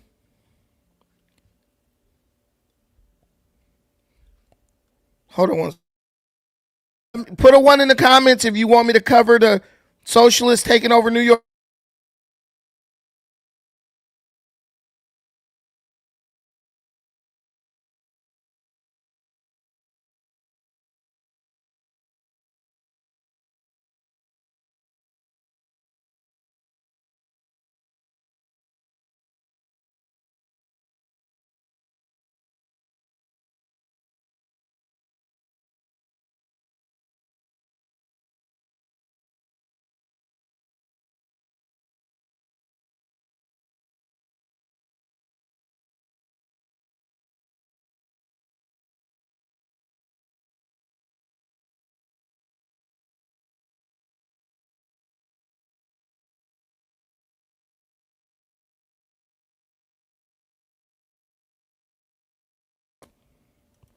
Anyway, sorry, I had a phone call. All right, we'll cover the New York situation. Okay, so the Democrat Socialists of America. There's basically this communist group called the Democratic Socialists of America. It's a wing of the Democrat Party. And these people are just a bunch of what I would call economically ignorant people who believe that socialism is going to fix America. I don't even think they believe socialism is going to take over, is going to fix America. I believe that they're using the promises of socialism to trick ignorant people into voting for them with the promise of free stuff. Everybody likes free stuff. So if you just promise people a bunch of crap that you'll never deliver, at least for a while, you will be able to convince the people to support you. So in New York, the mayor, his name is Zohran Mamdani. He won the New York mayoral election in a landslide. And he endorsed 3 different candidates for 3 different seats within the New York political apparatus. I think 2 were congressional seats and 1 was for something else, I forgot. But all 3 of the candidates that he endorsed won. And now people are saying that the Democrat Party has been taken over by its far left socialist/communist wing. Here we go. Multiple states are holding primary elections today, with fewer than 5 months to go until the midterms. Voters are casting ballots in both Maryland and Utah, but there are also key elections happening in South Carolina and right here in New York State. CBS News political director Finn Gomez joins us from our D.C. bureau to break that all down. Finn, good morning. I know you're closely following several House elections happening in New York today. Why are they key, and what role is the newly elected Mayor Zohran Mamdani playing? Yeah, good morning, Errol. Yeah, it's a big one in New York today. Really, the first test of whether the Mamdani political brand can travel beyond City Hall. The first major test of Zohran Mamdani's political influence since becoming mayor last year. He's endorsed candidates in 3 closely watched House Democratic primaries, including challenges, Errol, against Democratic incumbents in Manhattan and the Bronx. The mayor put his name on the line in these 3 Democratic House primaries. He's backing Brad Lander against Congressman Dan Goldman in the 10th, Lander, of course, who is the city's comptroller, Darialisa Avila Chevalier, who's the DSA candidate. He's backing her against Adriano Espaillat up in the 13th congressional district, and Claire Valdez for that open seat in the 7th. All 3 running as progressives to our Democratic Socialist candidates. A Fox News alert. And did you feel that? A socialist earthquake overnight as 3 Zohran Mamdani-backed challengers win their Democrat primaries and drag their party even further to the left. And while Mamdani becomes the party's new kingmaker, some Democrats are preparing to fight back. Plus, President Trump making his economic pitch in Pennsylvania as gas prices fall. But the president has a new target that he says is making it harder for you to pay at the pump. And foreign World Cup fans obsessing over ranch. I'm not talking about a one-story home. Right. I'm talking about the dressing. Maybe in luck trying to get it back home. We're going to tell you about ranch back to their Wednesday morning. I'm Todd. Coming in this morning, and Maddie, it was a socialist sweep in New York City. That's right, Carly and Todd. New York City Mayor Zohran Mamdani says the results of Tuesday's primaries were the beginning of a political movement. One of the far-left candidates he backed beat a 5-term incumbent in New York's 13th congressional district. Congressman Adriano Espaillat, the chair of the Hispanic Congressional Caucus, lost his seat to Democratic Socialist Darialisa Avila Chevalier. In New York's 10th congressional district, Mamdani-backed progressive leader Brad Lander ousted Congressman Dan Goldman, who was the lead prosecutor in Trump's first impeachment trial. And in New York's 7th congressional district, another Democratic Socialist member, Claire Valdez, won the Democratic nomination. Chevalier and Lander have said they want to abolish ICE. They've also been critical of Israel. Valdez, meanwhile, wants a state takeover of utilities and housing and unions for all, and said Free Palestine was on the ballot. Solidarity is the force that we need to vanquish Trump's fascism, to abolish ICE, and to stand up to the billionaires. Abolish ICE, free Palestine, organize your union, and join DSA. What we have delivered here today is a clear mandate that the era of taking a check and cashing a check and calling it representation is over. Outside of the Big Apple, South Carolina's State Attorney General Alan Wilson will become the Republican nominee for governor. President Trump initially endorsed Wilson's opponent, Lieutenant Governor Pamela Evette, and she did finish first in the primary election. The president then decided to endorse Wilson and Evette in the runoff. I believe he recognized what we've been doing for the last 10 years to support the things he was trying to accomplish with his administration. But also, I think he saw the fight that in our campaign, the energy in our campaign. And I think he likes a fighter, and I think that's what won him over. I want to thank you, Mr. President. And in Utah, former Congressman Ben McAdams is on track to return to Congress after winning the Okay, so you guys see there the socialists, they have won in New York. The people, I mean, these people, they're socialists. They're running on this campaign where they're telling people, well, we're going to give you free this. We're going to basically let the government run your utilities. The government's going to take over everything within New York. But the problem is they're never going to tell you how this is going to happen. Do you really want the same government that makes it impossible for you to go to the DMV and get out within 30 minutes? to run your electricity and your water and all these different things? Do you really want them in charge of like every aspect of your life, pretty much?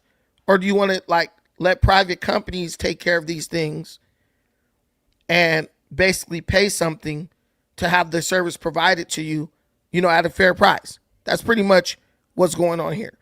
But of all these socialists, the one that I believe to be the most dangerous, well, not even the most dangerous, the most hilarious, is this Daraliza Chevalier chick.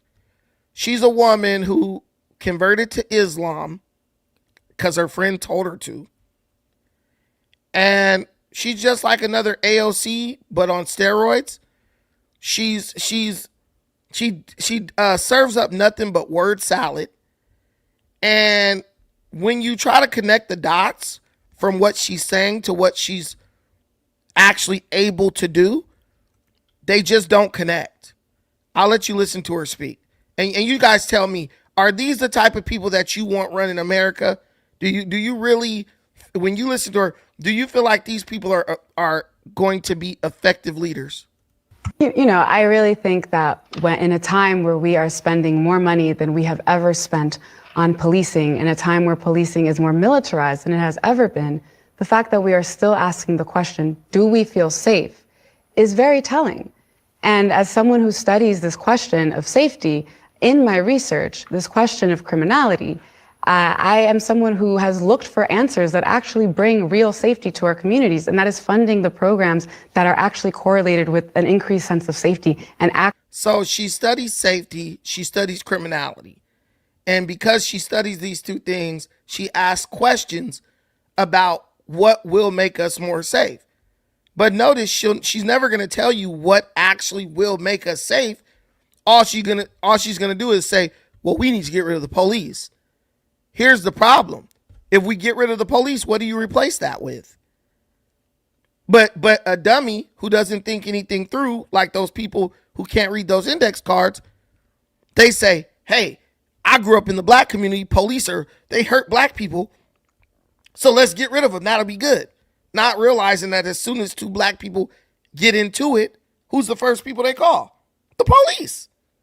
So I don't understand why people support these people, but let's let her finish. Actual safety in our communities.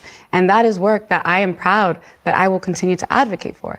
I know that we will not get rid of police overnight. That was never the goal. But the goal is to make sure that we get to a place as a society where we do feel safe. Yes. How do we get to a place as a society where we do feel, and notice this word, feel. It's all about feelings.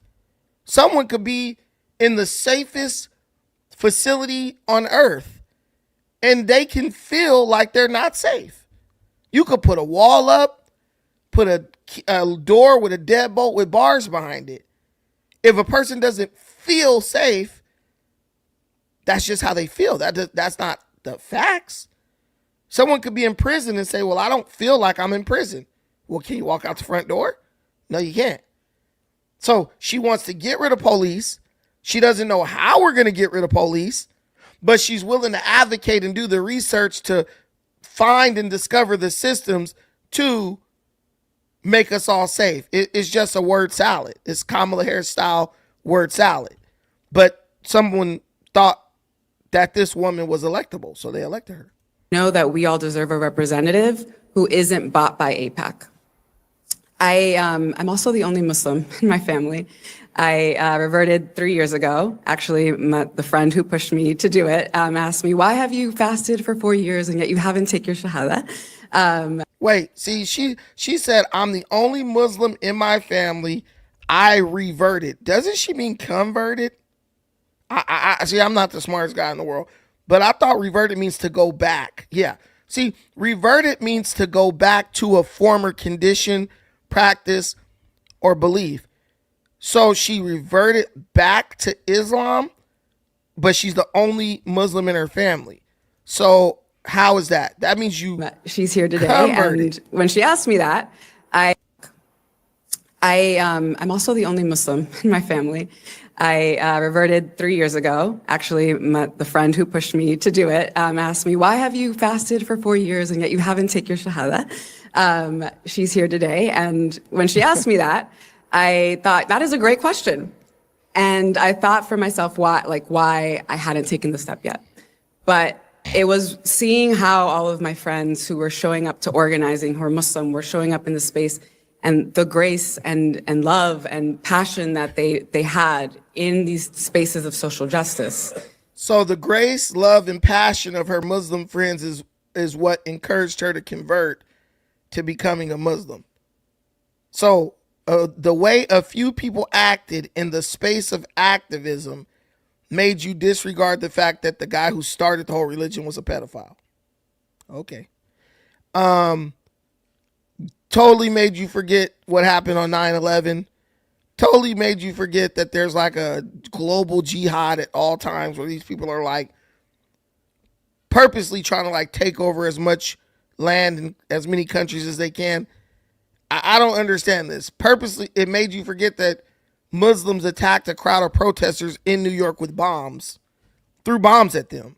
Thank goodness they didn't go off, but they did it. They admitted to it. And they admitted that they were radicalized on the internet. So, yeah, these people. That really pushed me to join the faith. And wanting to make sure that we are reflecting that I'm reflecting that in every space that I'm in, and that, inshallah, if we make it to Congress, that we're reflecting that in the halls of power as well. So basically, no separation of church and state. We're basically going to get into office, into public service, and we're going to use our religious, we're going to use the elements of our religion as a guiding light, I guess, on how we should run the country. Like, I don't get this. I don't get why anyone would vote for this person. So are we ready to free Palestine? Are we ready to abolish ICE? Are we ready to win Medicare for all, housing for all, and unions for all?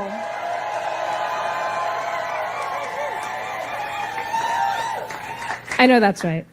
And so yeah, we're ready to do it. What she should have said, are we ready to pay for it? Are we ready to pay for that? Medicare for all, housing for all, unions for all. Well, what if all don't want those things? These people, I promise you, anyone can get elected in New York right now. All you have to do is say the buzzwords: Trump, affordability, fascism, Nazi, APAC. You just repeat those words in any order, no specific order, in any order. Just say those words and throw mumbo jumbo between. You will get elected in New York City. And finding that, the system of capitalism and racism and white supremacy, etc., and Islamophobia have all been used, to colonize lands, right, to take resources from other people. Capitalism, racism, and Islamophobia have been used to colonize lands. The Muslims colonized more land than anybody. Muhammad, from the day he was able to raise an army, did nothing but fight and colonize until the day he died. People, and so this is like a long trajectory, and we're just seeing the manifestations of that continuation, right, with 9/11. And so a lot of times when people are asking us to respond about, attack, right, if you look back, historically, right, a lot of us come from lands that were colonized, lands where wars are being waged, right, and a lot of times because of U.S. policy No, you come from a land that was colonized because y'all colonized it. Bro, there are like 54 Muslim countries. There's 54 Muslim countries. You don't get 54 countries under the same religion without colonization. That's the part that kills me. Oh, America colonized. Da, da, da, da. America colonized Muslim countries? Where? or the policies in Europe. And so I find that we can connect over that, but then also that the idea that we have to apologize for like a terror attack that like a couple of people did, and then there is no apologies or reparations for genocides and for slavery, etc. Yeah, they always got to throw black people in there because slavery, ma'am, Muslims ran the longest running slave trade out of any group of people on black people. The Arab slave trade took more slaves out, black African slaves out of Africa than the European the transatlantic slave trade ever could have imagined. Like, you have to be totally ignorant of history to listen to these people. And I like the comment somebody put up earlier where they said if they were truly Muslims and they were truly observing Islam, women wouldn't even be allowed to hold political positions. This lady wouldn't even be able to speak on a microphone. America's so bad. America is so bad we need to become Muslim. But not a single one of these people will go to a Muslim country and live there because they are accustomed to the freedoms that they enjoy in America. Iran literally murdered tens of thousands of their own peaceful protesters. This is true. They beheaded a bunch of women recently. They are 1,000 times more deserving than Ukraine was.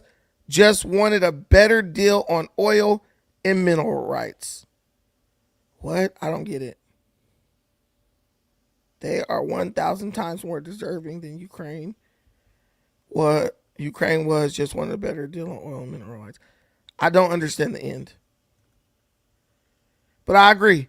Iran murdered tens of thousands. Iran admitted to killing 40,000 protesters. They admitted to that. And then beheaded a bunch of women after that. And somehow these people are like, yeah, let's run our country the way they run their country. These people are liars. They're basically dishonest. And the only way you're going to be able to sell this type of crap to people is if you promise to give them a bunch of free stuff with it. And so the people will vote for you because they're like, well, yeah, we don't got to accept the religious crap, but we're going to get a bunch of free stuff. But the reality is no, the free stuff is never coming. Biggest threat to humanity, Jews. I don't agree with that. I believe there's evil people in every country. There's good people in every country. Sitting up trying to blame the world's problems on one group of people is crazy. That's absolutely nuts to me. But hey, you have a right to believe what you want to believe. I'm just saying, you're talking about Jews. The Muslims are better? I think that whole region is just jacked up because the people over there don't want to get along.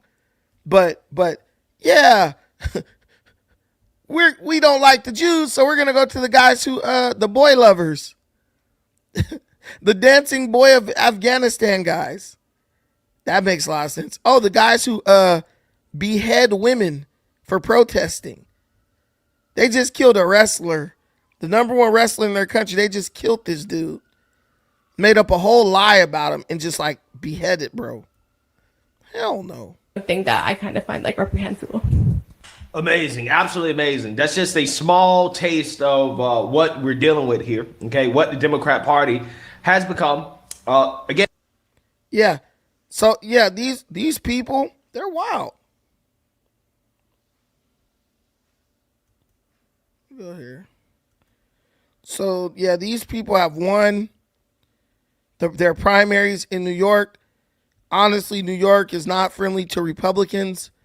So it's looking like they're probably going to win overall. Union. In the general elections. And join DSA. What we have delivered here today is a clear mandate that the era of taking a check and cashing a check and calling it representation is over. Yeah, so they basically put.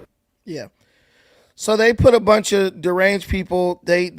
Trump, free healthcare, free housing, all this. It's like, dude, these people are going to Congress. Well, they might go to Congress.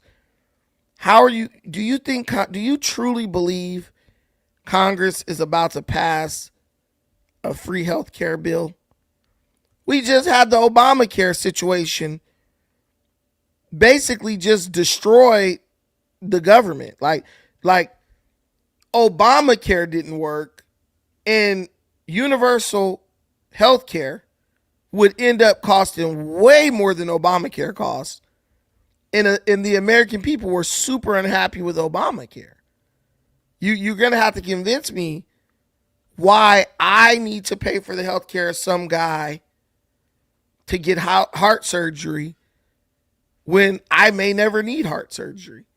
It's not free. You're just going to pay for it before you actually utilize it. Of the Democrat Party, a major boost. This is your victory. What you all have shown this evening, whether for state assembly, state senate, or Congress, is that a year ago, it was not the end of a political movement. It was the beginning. And let's hear it for a politics that will never forget working people. For a politics that is ready to write a new chapter in our party's history. Conservative Partnership Institute Vice President Rachel Bovard joins me now. Rachel, thank you so much for joining us. It happened last night. And I really just don't understand how these people are like, we're going to stand up for working Americans. No, you're going to raise taxes on working Americans to pay for things for people who don't work. So if I work at the steel mill and I make $40 an hour, you're going to chop my check so much. You're going to chop my check down to like $33 an hour to then pay for childcare for a woman who goes to work and makes $17 an hour. I don't understand how that makes sense to people. We're going to take from this guy to pay for a free service for this lady so she could work a job that doesn't even pay her enough to pay for her own childcare. This is wild, guys. Like, am I the only one? Like, give me a 1 if you feel where I'm coming from. Like, it's called robbing Peter to pay Paul. But both of them are going to end up broke. Because if Peter stops working, how do you pay Paul? Especially in New York where all the billionaires are leaving. I mean, they said we're going to go after the rich. The rich are going to pay. But the rich are leaving. So if the rich leave, who's going to pay? The not so rich. The middle class, the people all under the rich. Like as much as you might not like Trump, as many mistakes as you believe Trump is making with the Iran situation, Trump is still 10,000 times better than this crap. Because these people can't even explain to you how they're going to do what they're saying. Zohran Mamdani took a big ass loan from the state government of New York, and then he did some funny business with the retirement accounts of New York City workers. He delayed payouts. Excuse me. So the socialism is already failing. But free stuff. All these socialist candidates believe in Medicare for all. They believe in abolishing ICE. They believe that Israel is committing genocide in the Middle East. And one of them, Daria Lisa Avila Chevalier, once posted on Twitter that she forgot napkins, so she wiped her hands on the American flag, and she and the others are poised to be sitting members of Congress. What is your reaction to this, and why this socialist movement is growing right now? Well, there's no getting around it that this was a very good night for the DSA, for the Democrat Socialists of America. And I think what should concern everyone is that this is a growing movement. Remember, the DSA has grown 10% in membership since February. They have been chalking up wins at the local and county level in red states like Arizona, Kansas, Iowa. So these congressional seats are simply the next step in the process of them consolidating power and becoming less of a fringe movement on the left then moving towards becoming what is now the establishment Democratic Party. As you mentioned, people with extreme views are now going to be sitting in the United States Congress. And it's not just, you saw the DSA update its policy playbook just earlier this month. They now want to abolish the Senate. They want to abolish the Supreme Court and the presidency and make it all subject to Congress, in addition to a whole host of other things that they've talked about for years, like borders aren't real and all of these crazy proposals. So I do think this is something that can't be ignored. It can't be laughed away. Mayor Mondani can rightly, at least after tonight, claim the right as kingmaker of the left.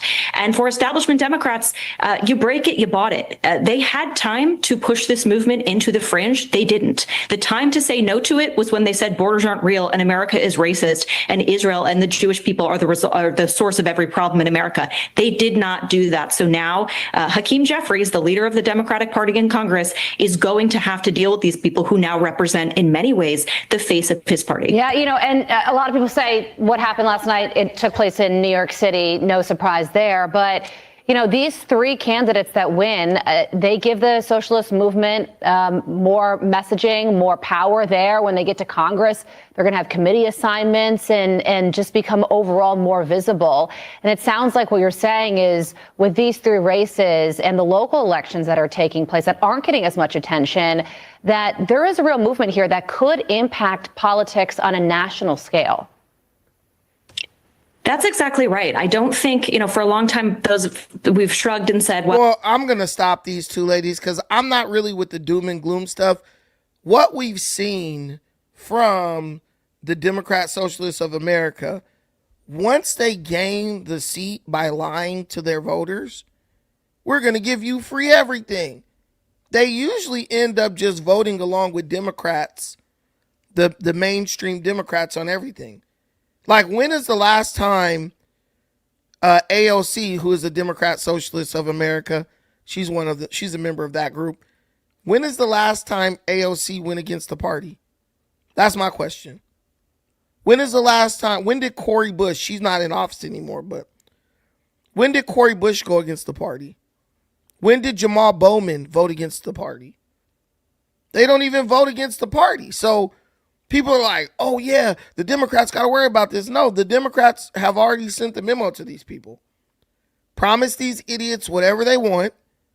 And then when you get elected, come to Washington.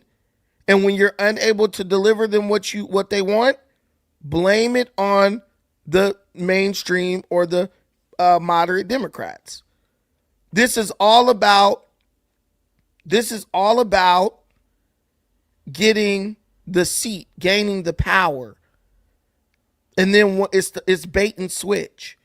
You gain the power, you get the seat, and then you tell people, oh, it's impossible because these mainstream Democrats.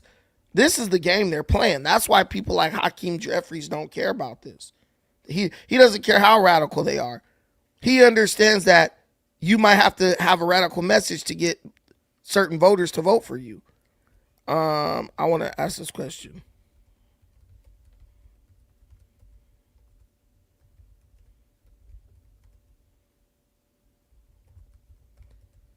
Because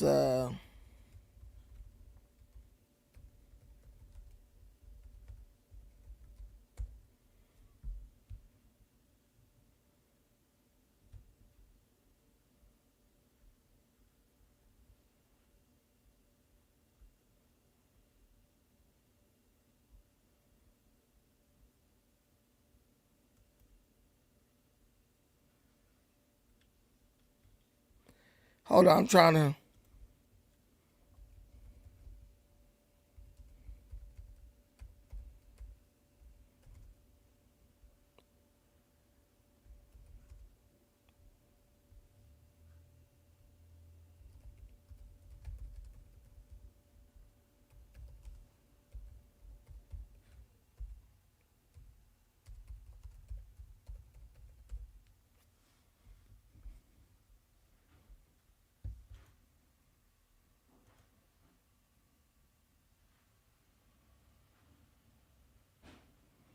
So I'm looking up Andrea Ocasio-Cortez.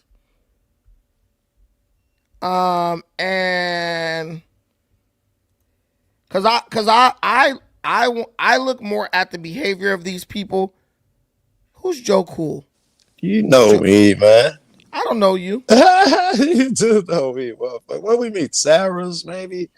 I met you somewhere. Where? That's our subject. Sarah wasn't a raging tomato, wasn't Sarah's. I don't know. We were arguing on somebody's panel. I go a lot of places, man. I told you I was going to sub you up. Okay. Let me read this real quick. So I look more at what these people do once they get in office, right? So they'll talk a lot. Free this, free that, free whatever, right? Let's abolish ICE. Let's do all that. First and foremost, these people aren't abolishing crap. These are the apparatuses that actually defend their power. So they're not getting rid of it. But I look at AOC, she typically votes with the Democrat Party majority 90 to 95% of the time, meaning she breaks with the party on roughly 5 to 10% of votes. She has unique maverick votes. She has cast several high-profile votes where she was the sole Democrat or one of very few to vote nay. Notable instances include being the only Democrat to vote against the $1.7 trillion omnibus spending package in December 2022, voting against the National Defense Authorization Act for fiscal years 2023 and 2025, voting against the Israel Security Assistance Support Act. So basically, she votes against things that she know are going to pass with unanimous support. And then Still, she says, though, big deal, yeah. You know, just to even speak your mind, it's still a big deal to dissent, even if you know it's gonna you're gonna fail. She doesn't really dissent, bro. She votes against it to save face for the radicals that support her. I dig it. That's like me and you. That's like our kids want ice cream for dinner, right? Right. And there you go. No, but say like your kids want ice cream for dinner, right? And dad is like, nah, you ain't getting ice cream for dinner. And then mom is like, nah, you can't get ice cream for dinner. But then on some lesser thing that they want, mom like dissents, she breaks with dad on it. Let me give a better example. Give me a better analogy. The kids want ice cream for dinner. It's like a party, like 9 parents there, and you know the rest of them are gonna say no. So you say, yeah, get a kid's ice cream, knowing it'll make you look good with the kids, but it's not gonna pass. I understand what you're saying. Exactly. No, exactly. This is what she's doing. You know, you really don't. You're good cop, bad cop type shit. Like you know it's not. You know it's gonna pass no matter what, because all the politicians are kind of beholden to Israel. Yeah. So you know it's gonna pass, but you're gonna be the one person who says no. And honestly, I know that they sit around and plan that type of shit. Like I would assume it. Yeah. You need to save face for your followers, and we need to save face for like our followers. I think you're right. I don't know who does it in what instances, but I'm sure those things are occurring. At least I imagine they are too. Yeah. You said what? Say that again. I say, I don't know to what extent, but I assume the same things are occurring. They are plotting. Listen, you're going to take the hit for the team this time. You're going to look good for the team this time. I would assume they talk about that behind closed doors. The thing I noticed, though, that I always point out, too, like, you know, you got a lot of black people who vote Democrat, right? Oh, but do you ever notice? Yeah.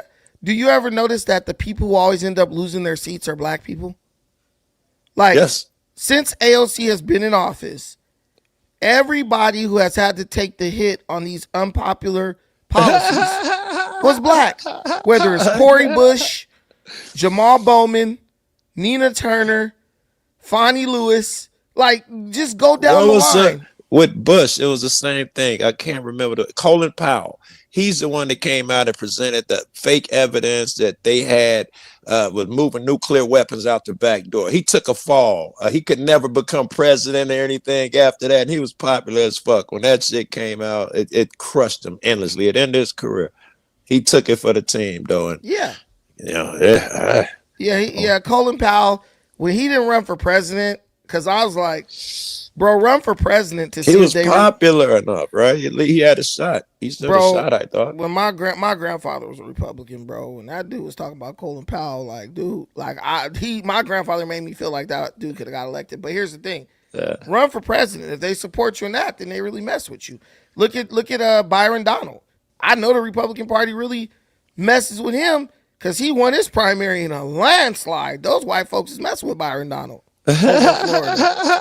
He beat a white guy by a landslide in Florida. If you're gonna be over there, then be over there. Well, let me ask you. I'm nowhere near as adept in these political spheres as you are. Do you expect some type of blue wave? Is there something going to change? I don't think there's going to be a blue wave because, you have to offer an alternative. And the Democrats are just like... The Democrats have never had a plan. They're just like, don't vote for Trump. Yes, Trump is evil. That's their whole platform. Yes. Because I will vote for a Democrat. I will vote for a Democrat. I would. I voted for a Democrat in my city election. But here's the thing. You have to show me who I'm going to vote for instead of this person.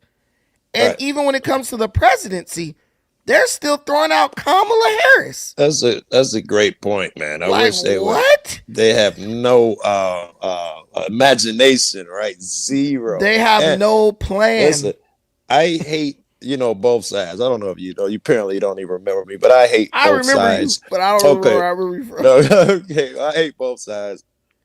But and I do think the Republicans in this particular moment with all the wars and shit are particularly evil. But generally speaking, the Republicans put on a better clown show. So they're more entertaining by far. Watching Democrats is like watching paint dry. Republicans are out there with swords doing shit. It's all horrible for the people.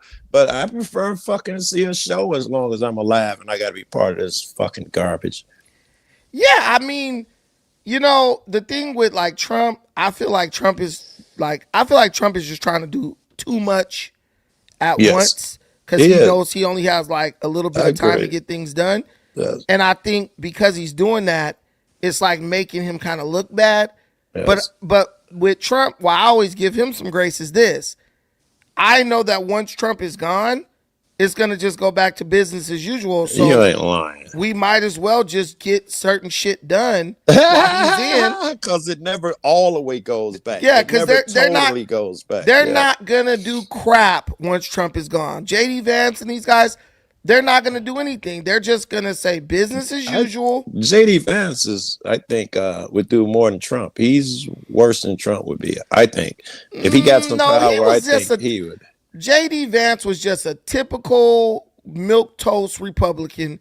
He actually was against Trump at first. I remember them. But he was able to somehow reinvent himself. He seems like an evil fuck now. He reinvented himself to be the worst of the worst. The most extreme fuck now. That's what he is. I don't even put Vance and Trump. I don't put Vance and extreme in the same sentence. Like, J.D. Vance is too milquetoast to not. You'd probably know better than me. Again, I don't believe in it. He's just going to go along with the party direction. That's why he's kind of being outshined by Marco Rubio right now. Because he doesn't really have a lot of, I would say he doesn't really have a lot of, like, unique character traits that make somebody say, "Oh yeah." I understand. He's like Al Gore. Vance is Al Gore. Right. Al Gore. Right. It's paint drying. That's right. Clinton is Hillary. Clinton is he's gonna play the saxophone and sleep with your girlfriend. Right. Hillary was paint dry. She had nothing. She was just the opposition to the Republican Party. No one wanted Hillary. No one wanted Biden. They're both dead. No one. Well, I don't know. You got Kamala want people with her. It's weird. I think it's just that left liberal nonsense. I think just want to see a woman. Yeah, that type fetish shit. Yeah, that type of shit. Because she ain't got no ideas. She ain't charismatic. None of that shit. Nothing. And they try to be. And when they try to be, they're cringe. But they are politicians out of California. And when I tell you California politicians do not have to work to get elected. Look at this guy who's running for governor, Javier Becerra. That guy is the most lame candidate I've ever seen for any political race. And he went from being 1%. He went from having 1% of the vote to being the front runner. How does that occur, man? Because Swalwell dropped out and the Democrats voted. Why him though? Because one is blue no matter who, and two, in California you got a bunch of Mexicans, and they're going to vote for the Mexican guy no matter what. Anyway, no matter how corrupt he is. He's very corrupt, but they don't care because they want the first Mexican governor of California in 100 years. Let's talk about Trump, and this is why we probably argue. I'm so impressed with you. I am so glad I got to see this side of you because I just saw you yelling that night in the other room. I had no idea that you was this smart. I had this kind of insight and all of that shit. Glad I got to see it. However, what was this other room? I wish I could remember, man. I do 10 panels a day sometimes, so there's no chance I'm gonna remember this. Oh, was it on Dinah's channel? I don't know Dinah. No. Okay. I don't know, man. It was fiery wherever we were at, though. It was great. Okay. Anyway, was it Balderson? Spin City? Spin. No. Angry American? No. All right. Anyway. Angry. Oh, was it Mr. Angry Man? No, it wasn't Angry Man. No. I don't know. All right. I don't know. But Trump, I'm worried that that you have blind spots when it comes to Trump. So I want to talk about Trump. Yeah, I'm gonna ask questions. Is what I'm gonna do, and then I'll kick in. But I want to make sure that because I know where you at. Shit, I barely know you. All right, so General, you're a fan of Trump first? Should I assume that? Yeah, I like Trump. I'm okay with him. I voted for him 3 times. All right, very good.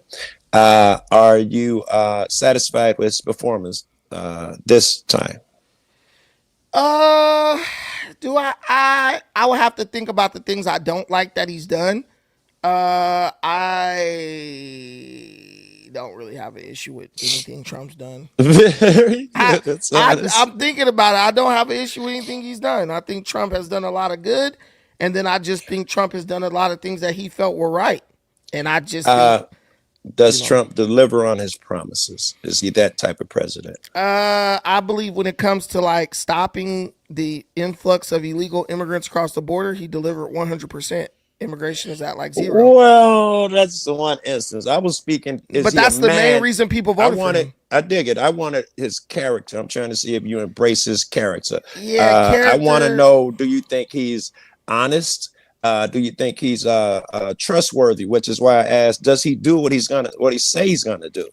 I think that what I trust Trump to do is what he thinks is best. Let's say that. A lot of political things these guys are professionals at like being able to find a nuanced way to be telling the truth, like a roundabout way. I think you're saying professional liars. No. They're really good liars. No, you can say something that could be like true, but it could be true based on the way you look at it, right? It's your intent. If your it's intent like what black people are doing with Karmelo you're Anthony. Lying. It's like what black people are doing with Karmelo Anthony. They know it's wrong. They know he killed the guy, but they're going to try to make a million reasons to justify it. With Trump, I think Trump says what he's going to do, and I think immature people have a lot of criticisms of Trump. Right? Those are two separate things. They argue things that Trump never promised. Says what he's going to do, and then you totally pivoted. You didn't say he delivers. Did you check that out? But I mean, what hasn't he delivered on? Well, let's see. He ran on, we were going to end all wars and do no new wars and stay at home and mind our own business. Did he accomplish that? What new war did he start? Stop it. I'm asking you, what new war did he start? Kidding. We've been in a Cold War with Iran for 40 years. Every politician who is running for anything has a video where they say that Iran is the greatest threat to American security in the last 40 years. So I don't get what you mean. He didn't start anything. He's damn sure going to finish this situation, but he did not start this situation. Since we're going to do pretend, we'll stay here. We're not pretending. You are. I'm not. No, I'm not. You're pretending that a Cold War and a hot war are the same thing, and I'm about to call you out on it. You know what I meant. We were not at war with Iran. Now we are. You know that. Why would you act weird? How are we at war with Iran when there was no war declared and Iran could physically do? How are you at war with a country who can't do shit? This is your argument because no war was declared. No war has been declared. So the Iraqi war, there's Operation no war Freedom, possible. None of those were wars because they the were not Iraq declared. War was not a war. That war was not declared. Okay, right. So we have our own definition of you things. You can't over do here. war with a country who is unable to engage in war with you. Right. So what you will do, you will do escalations. You can do like bombings, whatever. Basically, when he did Operation Midnight Hammer, that wasn't a war. Is because this new definition of war that only you have, that no one else, no book or anything else will have. You've made a new. So I got to figure out your definition of war here. Is Russia at war with Ukraine? There's been a declaration of war, I believe. But I thought that wasn't a prerequisite because we haven't declared war since World War II. So the Vietnam War, the Korean War, none of them were wars under your metric. These were military operations, man. Okay, you're calling it wars. So my grandfather fought in World War II. And my grandfather fought in World War II, and I can tell you, based on what you're calling a war, none of this is anything even close to war. If you ask a real soldier, these are operations. War is continuous fighting, moving in, taking ground, keeping it.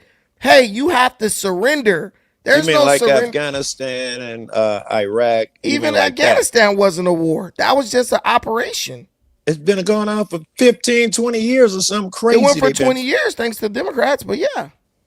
So it did continue. You're flip-flopping a bit here. No, it went for 20 years, but just because something goes on for a long time doesn't mean it's a war. Your metric was that you don't go on you go on land and you do all this and that qualifies as a war. I'm telling you, we did that in Afghanistan, and now you're saying, well, that doesn't qualify as a war. I'd like to get back to Trump, though.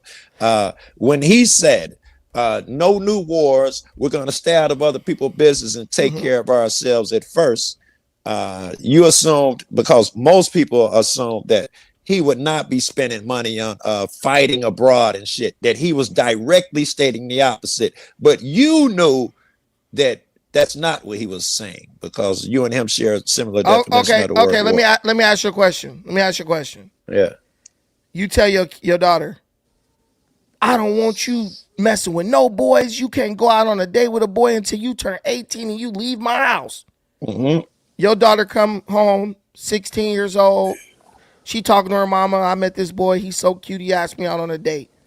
Right. Now her mom come to you. Oh, let her go out on a date. They just gonna go to the movie. We gonna chaperone, whatever. All of a sudden, what you said changes, right? Because the circumstances have changed. So don't say that. when Trump, no, see your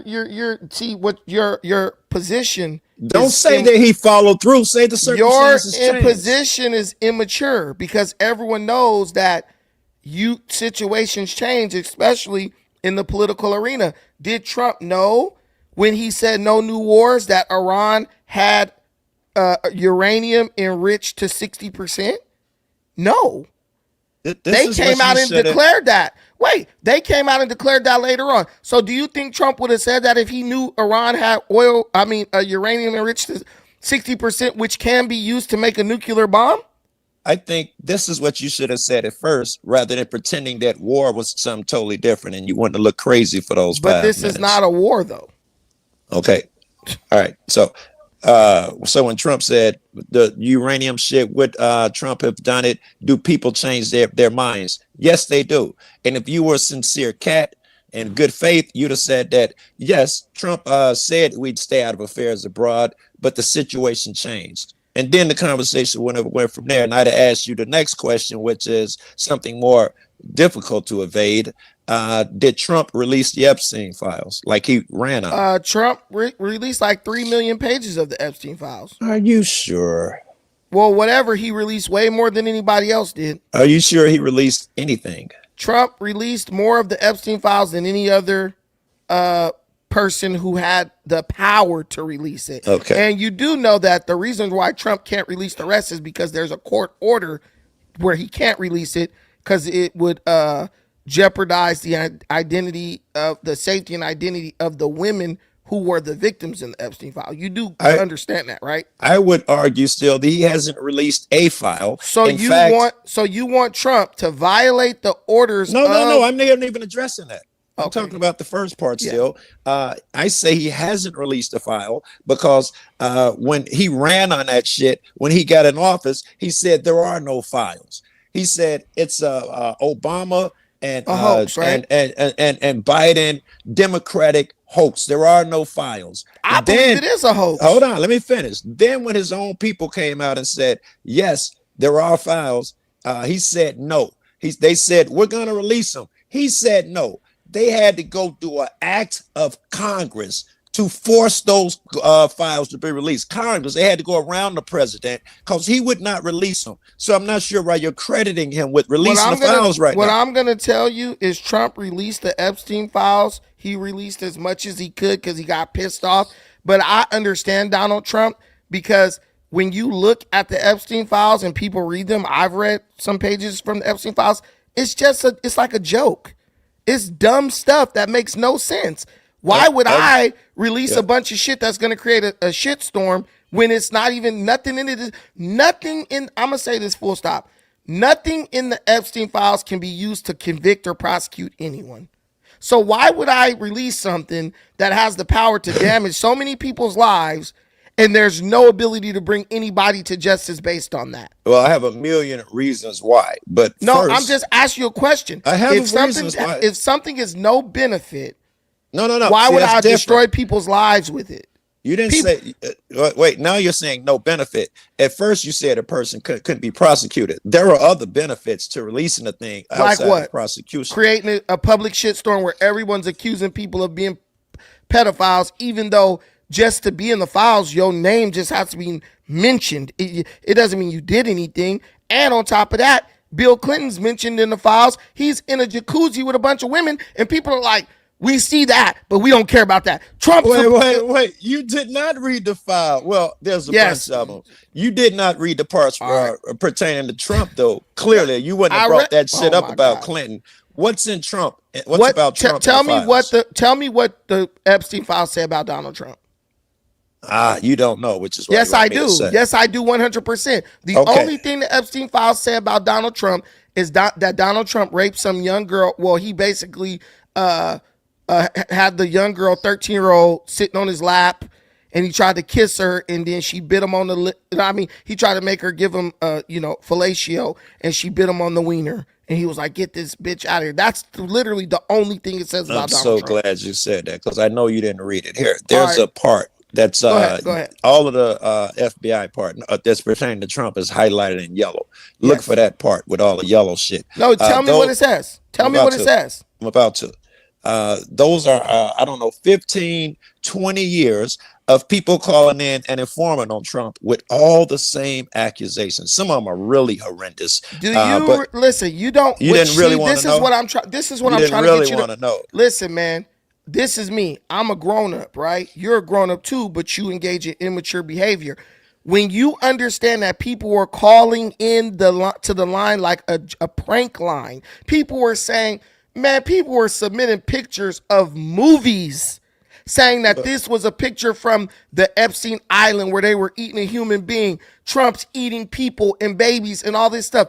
Bro, I don't have the time in the day to actually give stuff like that, any energy. So you call me a name. You call me a child. No, I didn't call you a child. I didn't call you a child. Think like a child, whatever you say. I'm saying you're engaging in childlike speculation. Very good. I'm okay with that. You accuse me of engaging in childlike speculation while you say is no other mention. And now you pivot and say, oh, there is a bunch of accusations. They're just I am bogus. Literally two different things. I am only bringing either up there is nothing else or there is. What I brought up was the thing that people said had the most credibility with the young girl, and he tried to make her give him fellatio. I'm not. So there is more in the files. That was the question. I'm not bringing there up more? anything about no, eating. There's nothing else in the files. I'm not bringing up anything about eating babies and all this stupid stuff. I'm bringing that up because you brought that up. I didn't bring it up. You did. Well, the woman who made that accusation, you know, they're saying that even the FBI said that the lady is mentally unstable.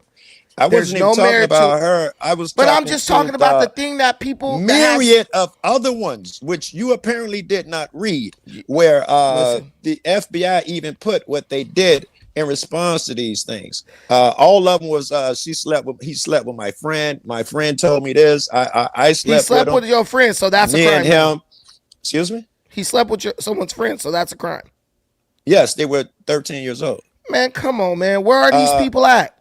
Where are these people at? Very good. You should read the files. It tells you what the FBI. FBI Get the hell out of here, did. bro. No. The FBI and investigate. Listen, man. There was an investigation done.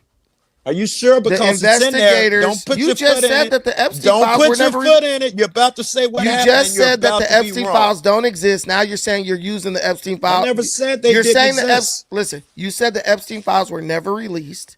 Then you said I said Trump didn't release them. You don't listen well. I said it took an act of Congress to release them. Either way, don't straw man. You're horrible at it. So it took an act of Congress, right? So when Congress does something, who has to approve that? The president. Oh, you're done. So you're done. You don't know what you're talking about. Trump released him. Trump released him. I love it. Do you see how this? You're just trying to play words. You're trying to play games, word games. You know that Trump said there are no files. At the end of the day, around him and made him do it. Now you want to act like Congress cannot make him do anything. Ignoring reality. Congress can't make Trump do anything. Sure looks like they did. Two, right? They did not. Two, this is the whole thing. You could say whatever you want. If Trump did something wrong, just like every other common sense person, if there was one line of credible accusation in that Epstein file against Trump, the Democrat Party would have took that line. They would have redacted everything else out of the Epstein files to where you could only see that line, and they would have used that to prevent Trump from gaining the presidency. You're talking about shit you don't know about. You didn't even read it. Let me finish. This is what I know based on the behavior. It's not going to change that you talking about shit you don't know about. You interrupted me. It's not going to change. What I'm saying is I'm going to say it, and I'm going to say it again. Go ahead. Yeah. With the behavior of the Democrat Party, I know for a fact if there was one shred of credible evidence against Trump from the Epstein files, they would have literally highlighted that, redacted everything else, and used that piece of evidence to disqualify Trump for running for president. There is no one on earth, after seeing what the Democrats put Trump through, who doesn't know and believe that. So what tells me Trump didn't do shit is the fact that the Democrats didn't try to weaponize it against him, because they tried to weaponize every single thing they could. Bro, they tried to get this Your guy. logic, you're going to keep going because they don't respond. Your logic will not outweigh facts. I don't care how wise you think These what are you just the facts. said. It will not outweigh the actual evidence that's in the freaking file. And guess what? You can't present that's fact because you don't know if any of that's true. Wait, it's a how fact. How the hell you going to argue with me on facts with speculation? I'm not making a claim that it's true. So if you're not making a claim that it's true, why are you bringing it up to me? Because I am making a claim that there are many accusations in the file. So file a chart. Listen, so what you could do is you can bring the evidence to law enforcement, and they will file a charge against law enforcement Trump. Will do anything. I think they're in bed with them. Okay, so they won't do anything. So if they're not going to do anything, what's the point of even talking about it? Well, the point is to show you that you are. You ain't showing me nothing because you don't have no proof. You don't. Wait, you don't even know what I'm talking about, psychic Brandon. Listen, the point when I was is just to point out that you are hypocritical. I'm not hypocritical at all. And you blindly follow Trump. You will flip and bend yourself into a pretzel for that this is what man. you believe. That is what you believe. It's worth talking about this. That right is now. what you believe. I am proving that right now. You're saying that I would bend myself into a pretzel. I'm saying you're doing it right. Listen, man. Now. You're saying I will bend myself into a pretzel for Trump because I'm not going to entertain unsubstantiated claims? No, you add that last That's part dumb. on there so you can argue against something that you said. It's easier to argue against the dumb shit that you say. I didn't add that. A woman can walk through my door right now go today. ahead and argue your own point. Listen, man. A woman could walk through my door right now today and be like, the milkman raped me. Unless that chick going to show me the milkman and tell me the details, I'm not going to entertain it because it's like, okay, the milkman raped you. You need to go to the cops. I have no power to do anything about it. What I'm telling you is Donald Trump is the most investigated president in the history of the presidency by far. They've done everything in their power to discredit Trump. If there was something credible in the Epstein files, I am certain that the Democrat Party would have taken it. Trust me, bro. Anyway, I am certain that the Democrat Party would have taken it and attempted to weaponize it against Trump because they were that desperate to beat Trump in the presidential race. Up until now, every single thing Trump has been investigated on has been proven to be untrue. You see how you're lying and doing flips for him, though? I'm not doing any flips. I'm stating pure You're fact. saying war is not war. You're saying there was nothing else in the files. Then you're saying there was a bunch of shit. There was but no it's not war declared. Good shit. These are military. You're saying he released the files when an act of Congress did it. Look at you. Okay, so don't you need Congress' permission to declare war? Well, it depends. Are you like me or like you? If you're like me, the answer is yes. If you like you rename it and go around Congress. No, because you are a typical immature person who thinks that you can make the rules.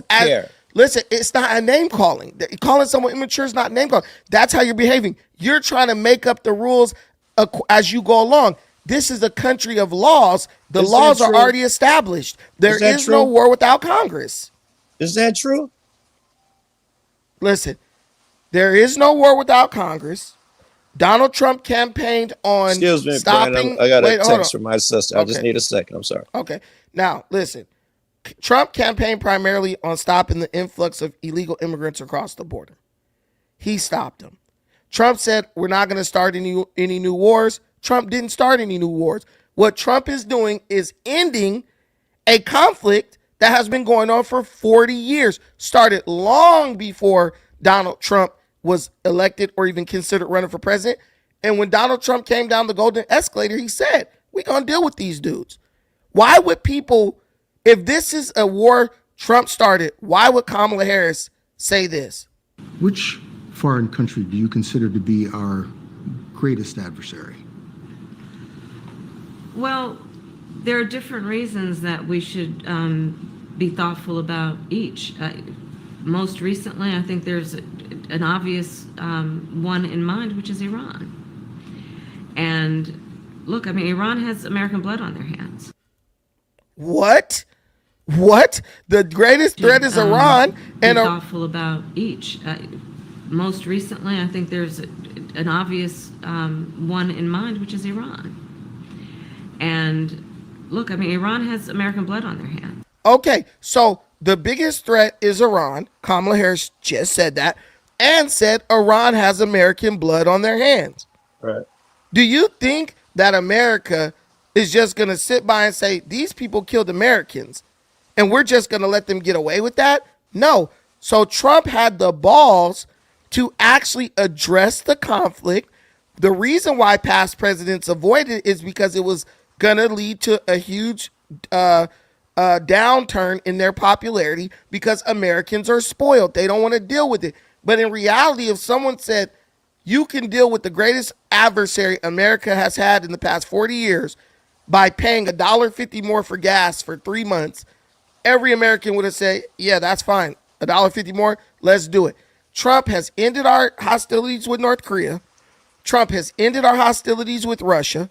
He's about to end our hostilities with Iran. I want to ask you about Iran. Wait a minute. Go ahead. Let me say this. That's why I don't understand the people who hate Israel. If you dislike Israel and believe Israel is controlling America, wouldn't the fact that Trump is negotiating with Iran against the will of Israel be a good thing? Wouldn't Trump bringing Iran back into the global community as a legitimate actor, wouldn't that be a good thing? Wouldn't it be good for Iran to be able to sell their oil on the regular market under the supervision of the United States?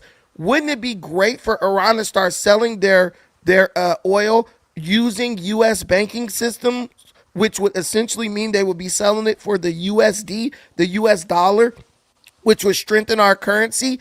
Everything Trump is doing in Iran ultimately is, if it goes like he wants it to, it's going to be a humongous win. Very good, because that was the question I had for you. Did he achieve the goals with Iran that he set out to? They're negotiating it right now. But let me tell you this. We have Iran lying about what they're agreeing to. Iran agrees to something, then goes in public and says, well, we didn't agree to that. But I'll give you a prime example right now that just dropped literally within the last couple of hours. Did you know that the what is it called? The IEA? EU? Oh, No. IEAE. IEA. What is that shit called? IEAE. I think it's IEAE. Oh, right here. No. Oh yeah, the IAEA. Did you know that the IAEA just confirmed that they are going to be doing inspections in Iran? But Iran just was coming out saying, we never agreed to any inspection. Confirms right here. So now we know that Iran is lying, because Iran said that they never agreed to do any inspections, and that Trump is lying, right? And because there are people who hate America and hate Trump, they ran with that. Many people I know. Yeah, see, Iran, right here today, as of June 24, 2026 at 12:40 a.m., UN nuclear boss says inspectors will visit Iran sites. Tehran says only after a final deal. But Tehran said they never agreed to this. So Trump said, we agree to this. They agreed to this. They said, no, we didn't. No, we didn't. And then they come out, IAEA chief acknowledged that there was contradictory remarks made between Iran and U.S. on the subject of they're calling it a war of words. But the reality is Trump told the truth and they lied. That's amazing that you can tell when they lie. Can you tell when Trump lies? What did Trump lie about? What did Trump lie about? I'll tell you. And I predict that you're going to have to pretzel yourself again. Trump said that, maybe you're going to pretzel yourself. Trump said that we destroyed all their nuclear capabilities, making capabilities and all that shit. And that's why we went over there, to destroy their nuclear capabilities. Was that true? Yeah. Yes, I believe so. All right. Very good. And then 8 days later, he attacked them with Israel and said it was because they still had nuclear capabilities. No. Which one was true? He attacked them with Israel because they said that they had enriched uranium of 60%. That's what Iran said. We still have it. So here's the thing. They said they still have uranium. Oh, they still have it. They said they still had uranium enriched to 60%. Did we get it then? Is that why we went? Did we get the uranium? Listen, we don't know if Iran's telling the truth or lying. So what did he go for? He didn't get the uranium. He didn't stop their nuclear capabilities. Okay. So let me ask you this. I'm just saying he's lying. I'm asking. He didn't lie. He didn't pivot. Listen, man. Look, I'm gonna ask you a question. If they said they did, and he didn't go back in, how exactly would you feel if Iran then got a nuke and nuked somebody? Yeah, that is a massive pivot. It has nothing to do That's with what not we're talking about. No, this is Right. why I We're say talking about whether Trump this is lied, why and I you're say talking about people are whether I want immature. someone to get This is why I nukes. say people are immature. Because they don't follow your crazy pivots. No, this is not a crazy pivot. This is you trying to get a gotcha, but you're sounding like No, a kid. I was telling you when Trump if lied, someone says that they and you're have wrestling by pivoting listen, to do I want to get if blown some, up by a you bomb? said Trump destroyed their nuclear capability, that has nothing to do with if they had uranium already enriched and stored. Now, if Trump destroyed their ability to enrich uranium, that doesn't mean that they can't have uranium that's already enriched stored. We would agree. He said that he said that he had destroyed. Well, I don't want to get into it. I still say I'm still sound right, but there's some myriad of shit he lied about. No, he didn't lie about it. He destroyed the nuclear enrichment sites. Right. That doesn't mean he destroyed everything that they had already Very enriched. good. So he said that that he was going to go in and they could not make any more nukes or make any more. Or make any more nuclear material type shit. Is that true? I think he said that they they couldn't make any more, they couldn't enrich any more nuclear material. But like I just said, just because you have something. No, I'm not pressing at all. I'm you speaking said clear you know English. He said they can never make nuclear If I shit. say, listen, if I blow up your damn stove in your kitchen, you can't cook nothing else. But that don't mean you ain't got food you already cooked in the refrigerator, right? We moved on from that. I moved on to no, because you lost, and then you try to gloss over it with another I said dumb. you were wrong about what he said. You were 100%. You're wrong. Destroyed their nuclear. Well, we don't have to argue about who's wrong. That's why I moved to the next thing that he said, which is that they would never be allowed to enrich uranium. Is that true? Is the deal say they can't enrich uranium? They haven't finished the deal yet. But what does it say? I believe in the memorandum of understanding that they signed. Have you ever read the memorandum? Probably. I don't know. I realize you never read it because it clearly says that they're going to give up all nuclear weapons ambitions. It did read it. It says they can enrich uranium. No, it says that they are not going to pursue a nuclear weapon, and they will not. And they're basically their uranium enrichment program is going to be halted for a while, and then they're basically going to negotiate them being able to enrich uranium to what's necessary, which is 3%. So at least now you're talking about it. So I think your answer is that Trump lied and they can enrich uranium. No, they can't. As of right now, they cannot. They signed that they're not going to, too. That's not in the deal either. We'll go on to the next. Well, it says it clearly in the memorandum of understanding. Trump is saying it all over the news. So if that they will enrich uranium, but they'll just use it for nuclear shit, not bombs. They'll even have inspectors in there to see what they're doing with the uranium. That is a part of the memorandum of understanding. So why are you acting like I'm making this shit up? No, you're actually trying to do it. I'm trying to say they can make. You're trying to play a game. You're trying to play a game and it's not working. They can make uranium. The whole point. Listen. Can't they? Because they got inspectors. No one makes uranium. No one makes uranium. Look at you hanging on a word. No one makes uranium. Pretzeling yourself again. No one's pretzeling. You're literally trying. You have low comprehension ability, and you're trying. Again, you're mad. I'm not insulting you. From what you're saying, listen. From what you're saying, it's clear that you have a lack of comprehension ability. Another insult. You're mad. This is not an insult. This is based on. Pimp. This is based on the memorandum of understanding that I read, did a show on live, and read every single line. You just admitted that they will enrich uranium. I don't know why you lied. You said Trump said they will enrich uranium. I'm telling you that their uranium enrichment will be halted. But why do they have inspectors if they won't be to make sure they're not enriching uranium? Is that what you're telling me? The inspectors need to go in to see. Hold on, let's just ask fucking Siri. Yeah, why don't you? Or Google. Siri gonna make you look dumb. Will Iran be allowed to enrich uranium under the new memorandum? Iran to a nuclear status quo, where it must not produce nuclear weapons.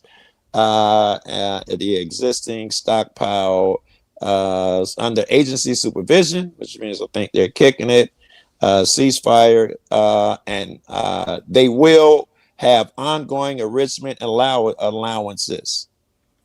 Thank you. Google says, yeah, they will be enriching uranium. It said allowances, what they're allowed to do. They're allowed to enrich uranium. You don't ever get tired of looking crazy, do you? You're doing what, like I said, you're doing what immature people do. You're trying to take something and conflate it as being something else, and that's just not the case. That's Falcon speaking very direct. You're the one that's dodging here. No. Let's see what else Trump did when you first asked me, I said Iran agreed that they will never pursue a nuclear weapon. They've already agreed to dilute their existing highly enriched uranium stockpile, and then the details are going to be worked out in the talks. But what I'm telling you, which only proves my point even further, you're talking about, oh man, Trump said we're never going to go to war. Excuse me, I need another minute. Okay, look, I want everybody to pay quick attention, close attention. If Iran has agreed to dilute its existing highly enriched uranium stockpile, doesn't that confirm everything Trump said in his reason for going into Iran? Because everyone was saying, well, they didn't have this.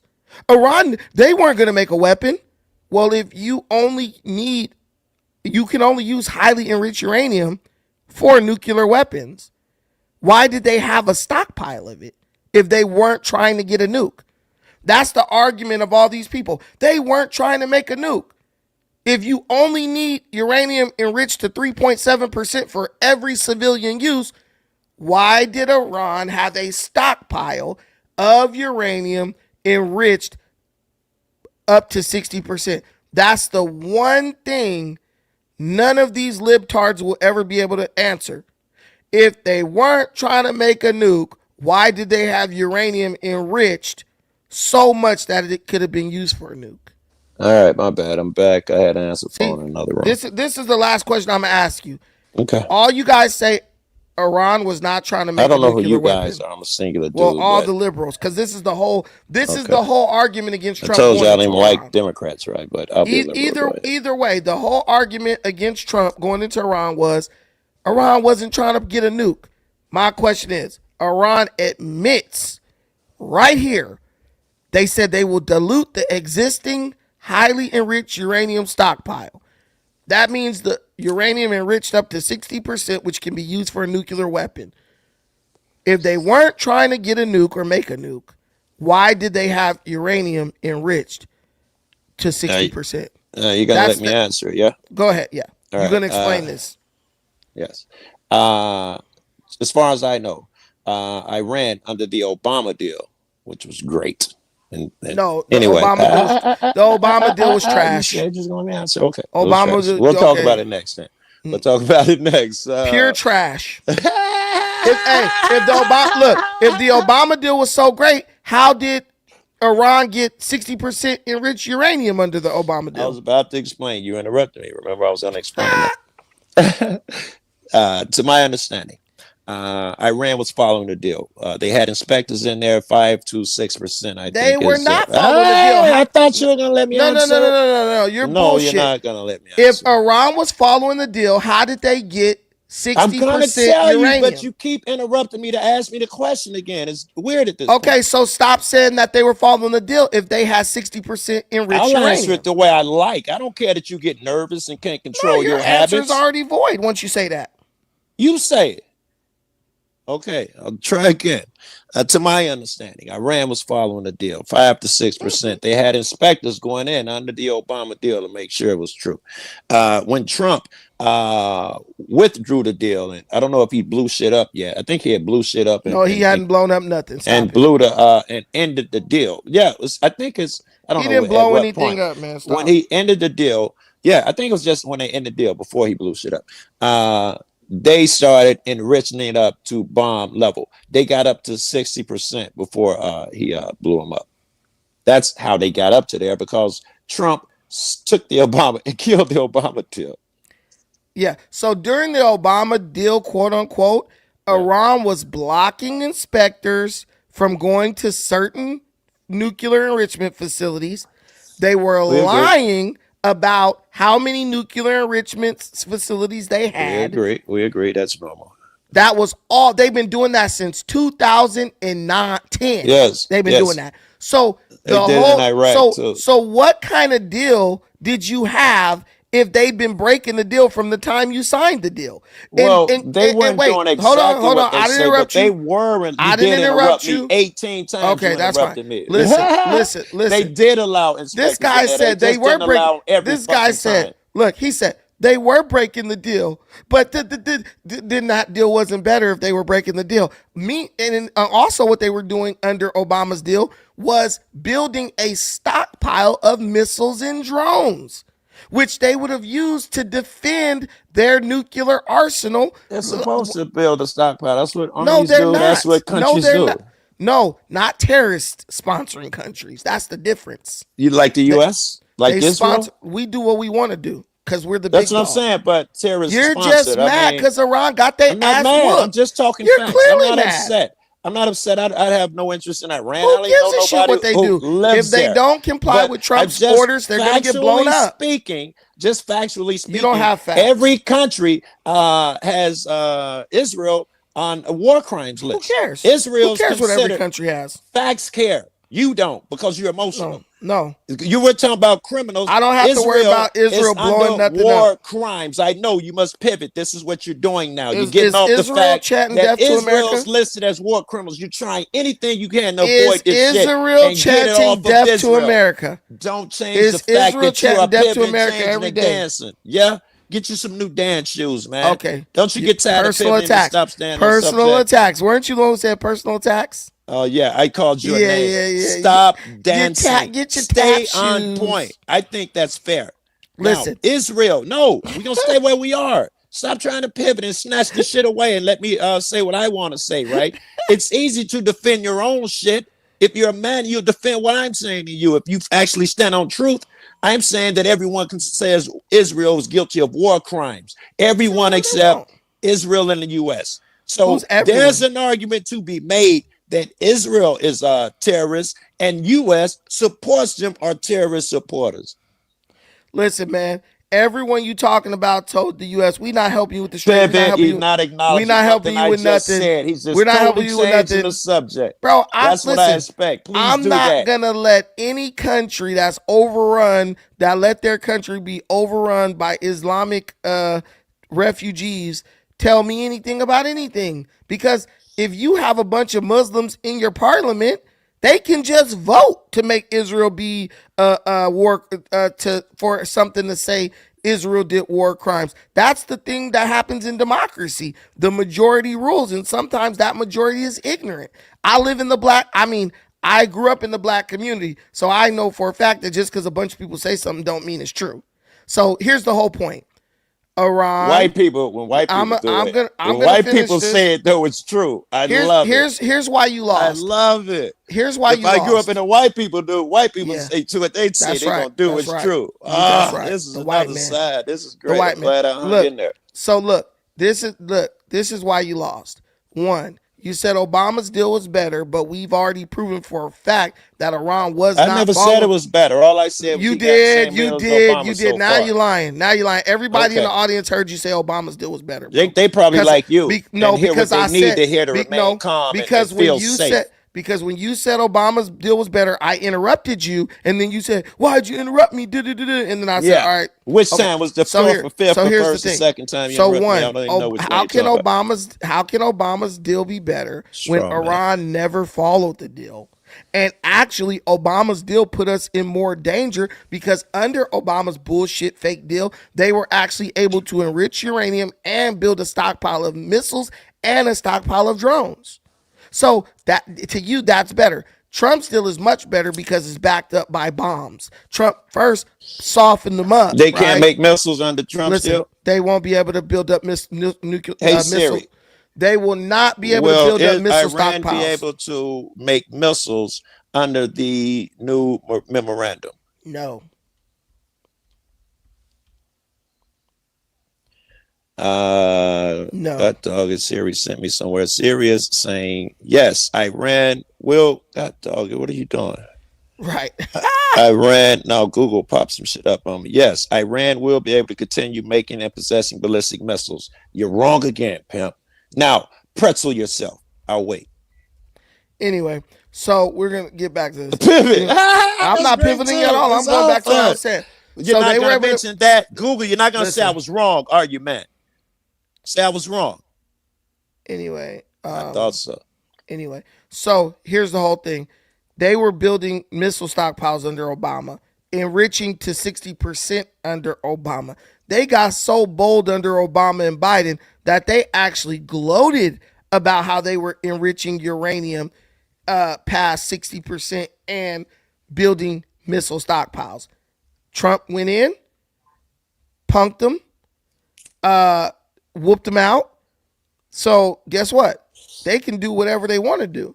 But guess what? If they try anything funny, they're going to get bombed again. Sounds like they got the same and that deal. should Is be. Did you ever consider that? What really happened? I wonder if There you was considered this. Hold on, ask this. No, wait. What you Figure have to this out. understand, Obama's deal put a timeline. He was basically like, oh, you got to stop doing this. You don't kill a whole country over a timeline. You go sit at a table like we didn't adults. kill a whole country. I'm not impressed that he got a longer timeline. We didn't kill a whole country. What country? Who did we kill in the country? What's the event? The little girl's school was like a tragedy, but the United States, other than that, only hit political officials and military installations. Right, so as opposed to sitting at the table. You're just making shit up. The Iranians don't sit at the Wait, table. I'm making shit up. Don't make me Google shit You again, making bro. shit. Listen, Iran comes to the table, then makes any excuse to jump up and leave the table. Were civilians killed in Iran? I already said the little girls were killed. Let's see if Siri's agrees that little girls and maybe more. Niggas just making stuff up.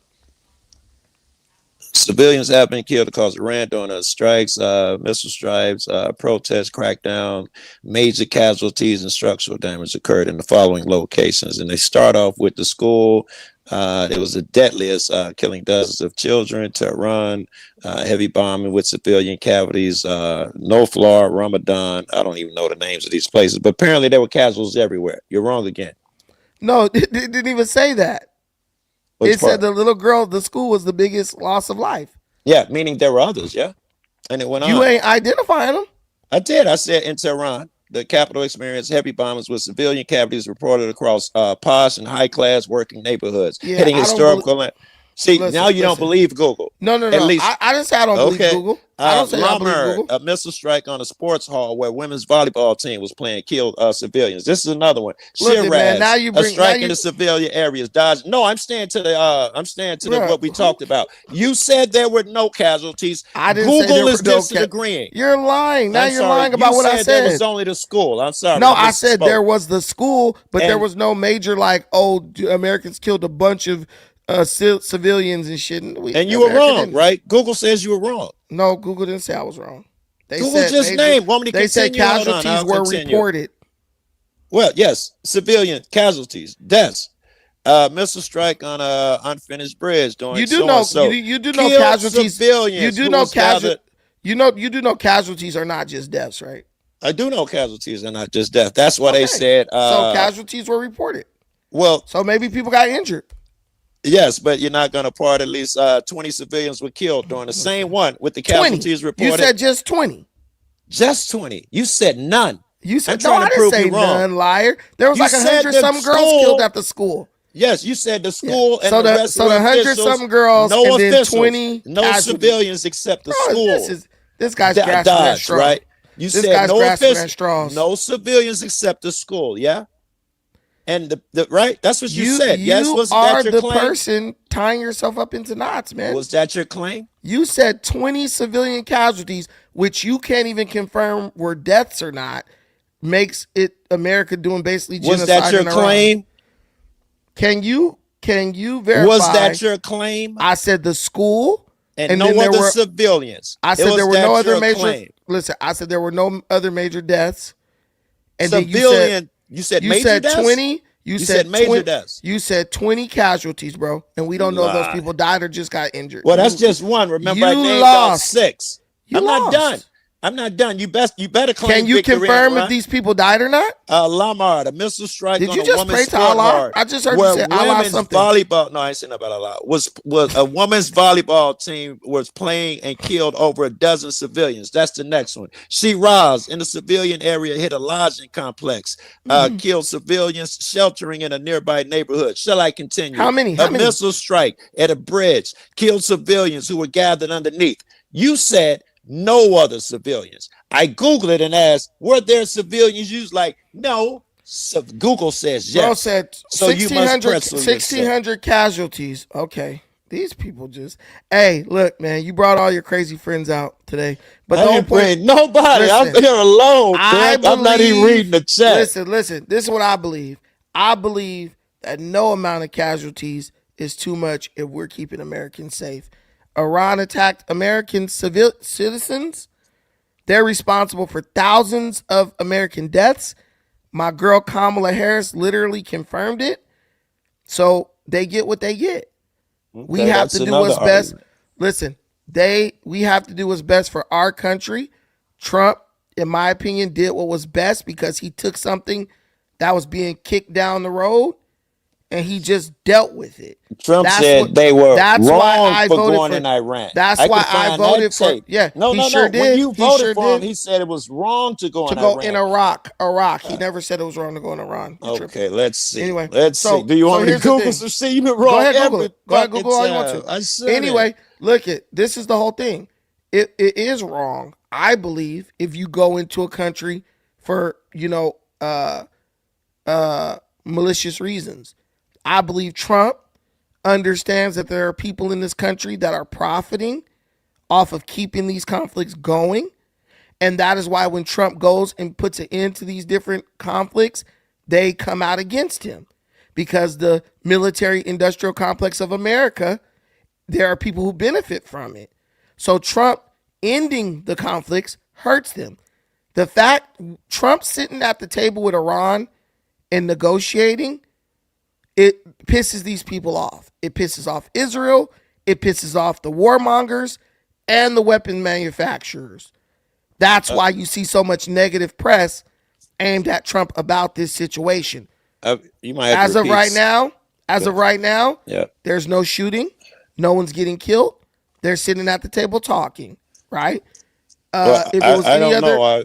I don't know, and I know I shouldn't take your word for it. Google says yes. Donald Trump stated that we should not wage war against Iran, and it was foolish of them to do so. This is before he was elected. Who waged war against Iran? Oh, I don't know who the fuck. Exactly. However, it stands. This is a Google saying. I'm just reading some shit. When did Donald Trump say that? He stated U.S. Have not even been in Iran. They're saying they were in Iran. He said they shouldn't even been there. During an interview, here you go. I guess this is going to say. During an interview with Fox, the president exactly stated, we shouldn't have even been in Iran, comparing the U.S. interventions to the missile mistakes made there. So somebody else that went into Iran. I like this point right here. Iran citizens actually told Trump to do what he has to do and would die by American bombs to be free from Iran's dictator government. This is what these liberal Democrat liars want from America. Bro, listen, all the ones I ever talked to. That's just a stupid statement, and I live in California, so I know I deal with more Iranians than you do. So, well, probably do, but I have the internet. Listen, you have the internet, but there were Iranians all over TikTok saying, President Trump, please keep bombing them. Things, right, Brandon? Let's be honest. You think I can't fit a video of an Iranian saying "fuck the U.S"? You think that's impossible? Your babbling is never going to override the wishes of the Iranian people. And I'm not just trying to stop you from dodging, man. I'm trying to nail down Kelly here, man. I don't need what I do. I don't need to dodge you because you don't even You're got doing it though, right? Every time I pin you, you call me a name and pivot, as opposed to going down the line and standing up to the thing you said. Like the civilian thing. You were wrong about that. Before you make your last statement, because I'm about to have you make it. The Iranian people asked Trump to bomb the regime. The American people benefits from what Trump's doing. Donald Trump has basically secured control over what happens with the oil in that whole region. We got China kissing our sack. We got Russia basically knowing they have no chance against America. We are basically going to be in control of what Iran is able to do with its oil, and their oil will be sold for USD, not on the black market. We'll be able to track where it goes.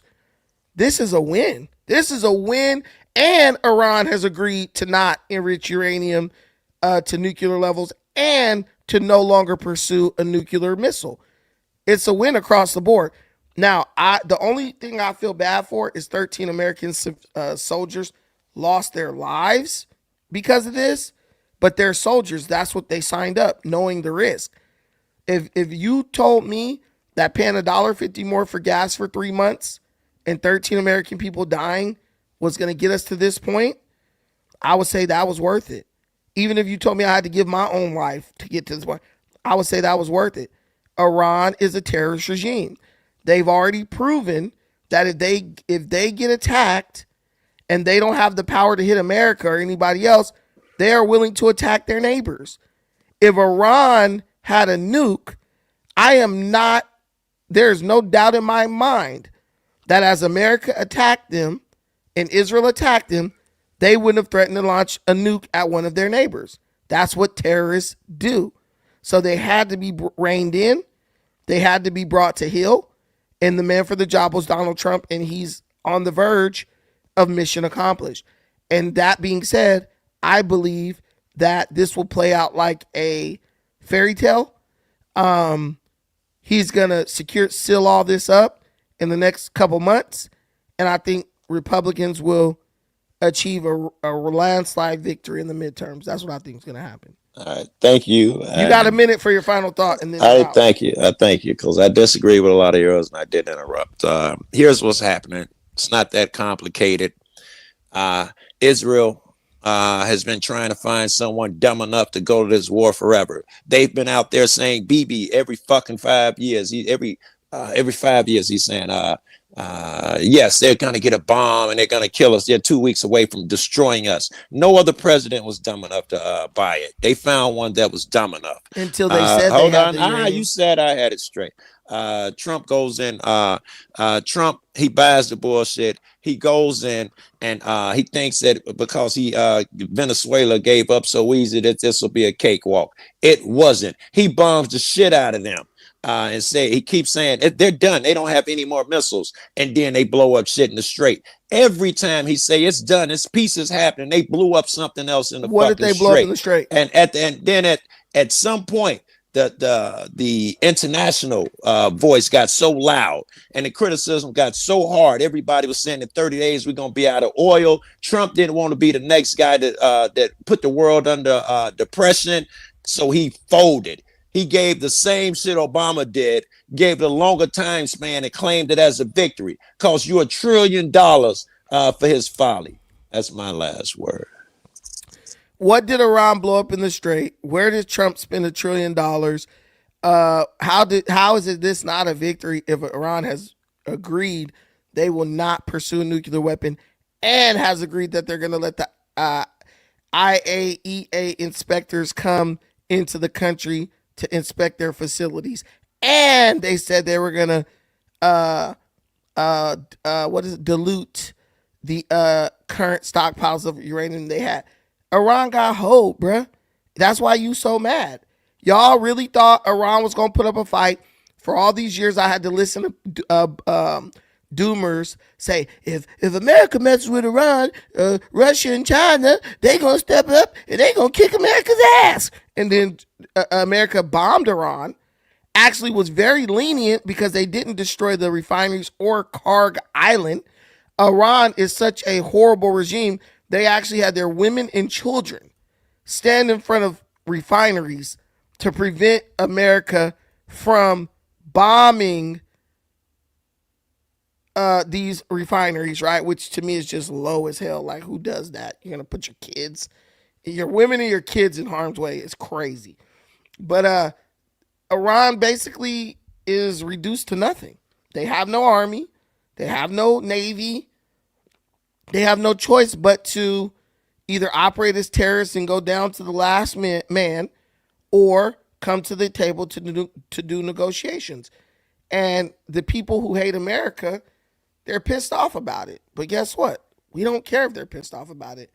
We got to do what we got to do to keep our country safe. But guys, listen, this went way longer than I planned. So I'm going to have to bid you adieu. Thank you so much for watching this.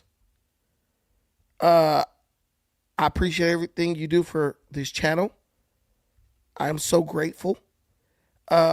Please subscribe. If you are not subscribed, please subscribe as you leave. As you go out, hit the like button, subscribe. You can still contribute if you want to. Cash App is available. PayPal is available, pinned to the top of the chat. We have Super Chat available. I will be back tomorrow at 12 noon. We will go live again. I'm going to be on time this time. Not like today. But yes, thank you so much for watching this. Till next time, take care of yourselves.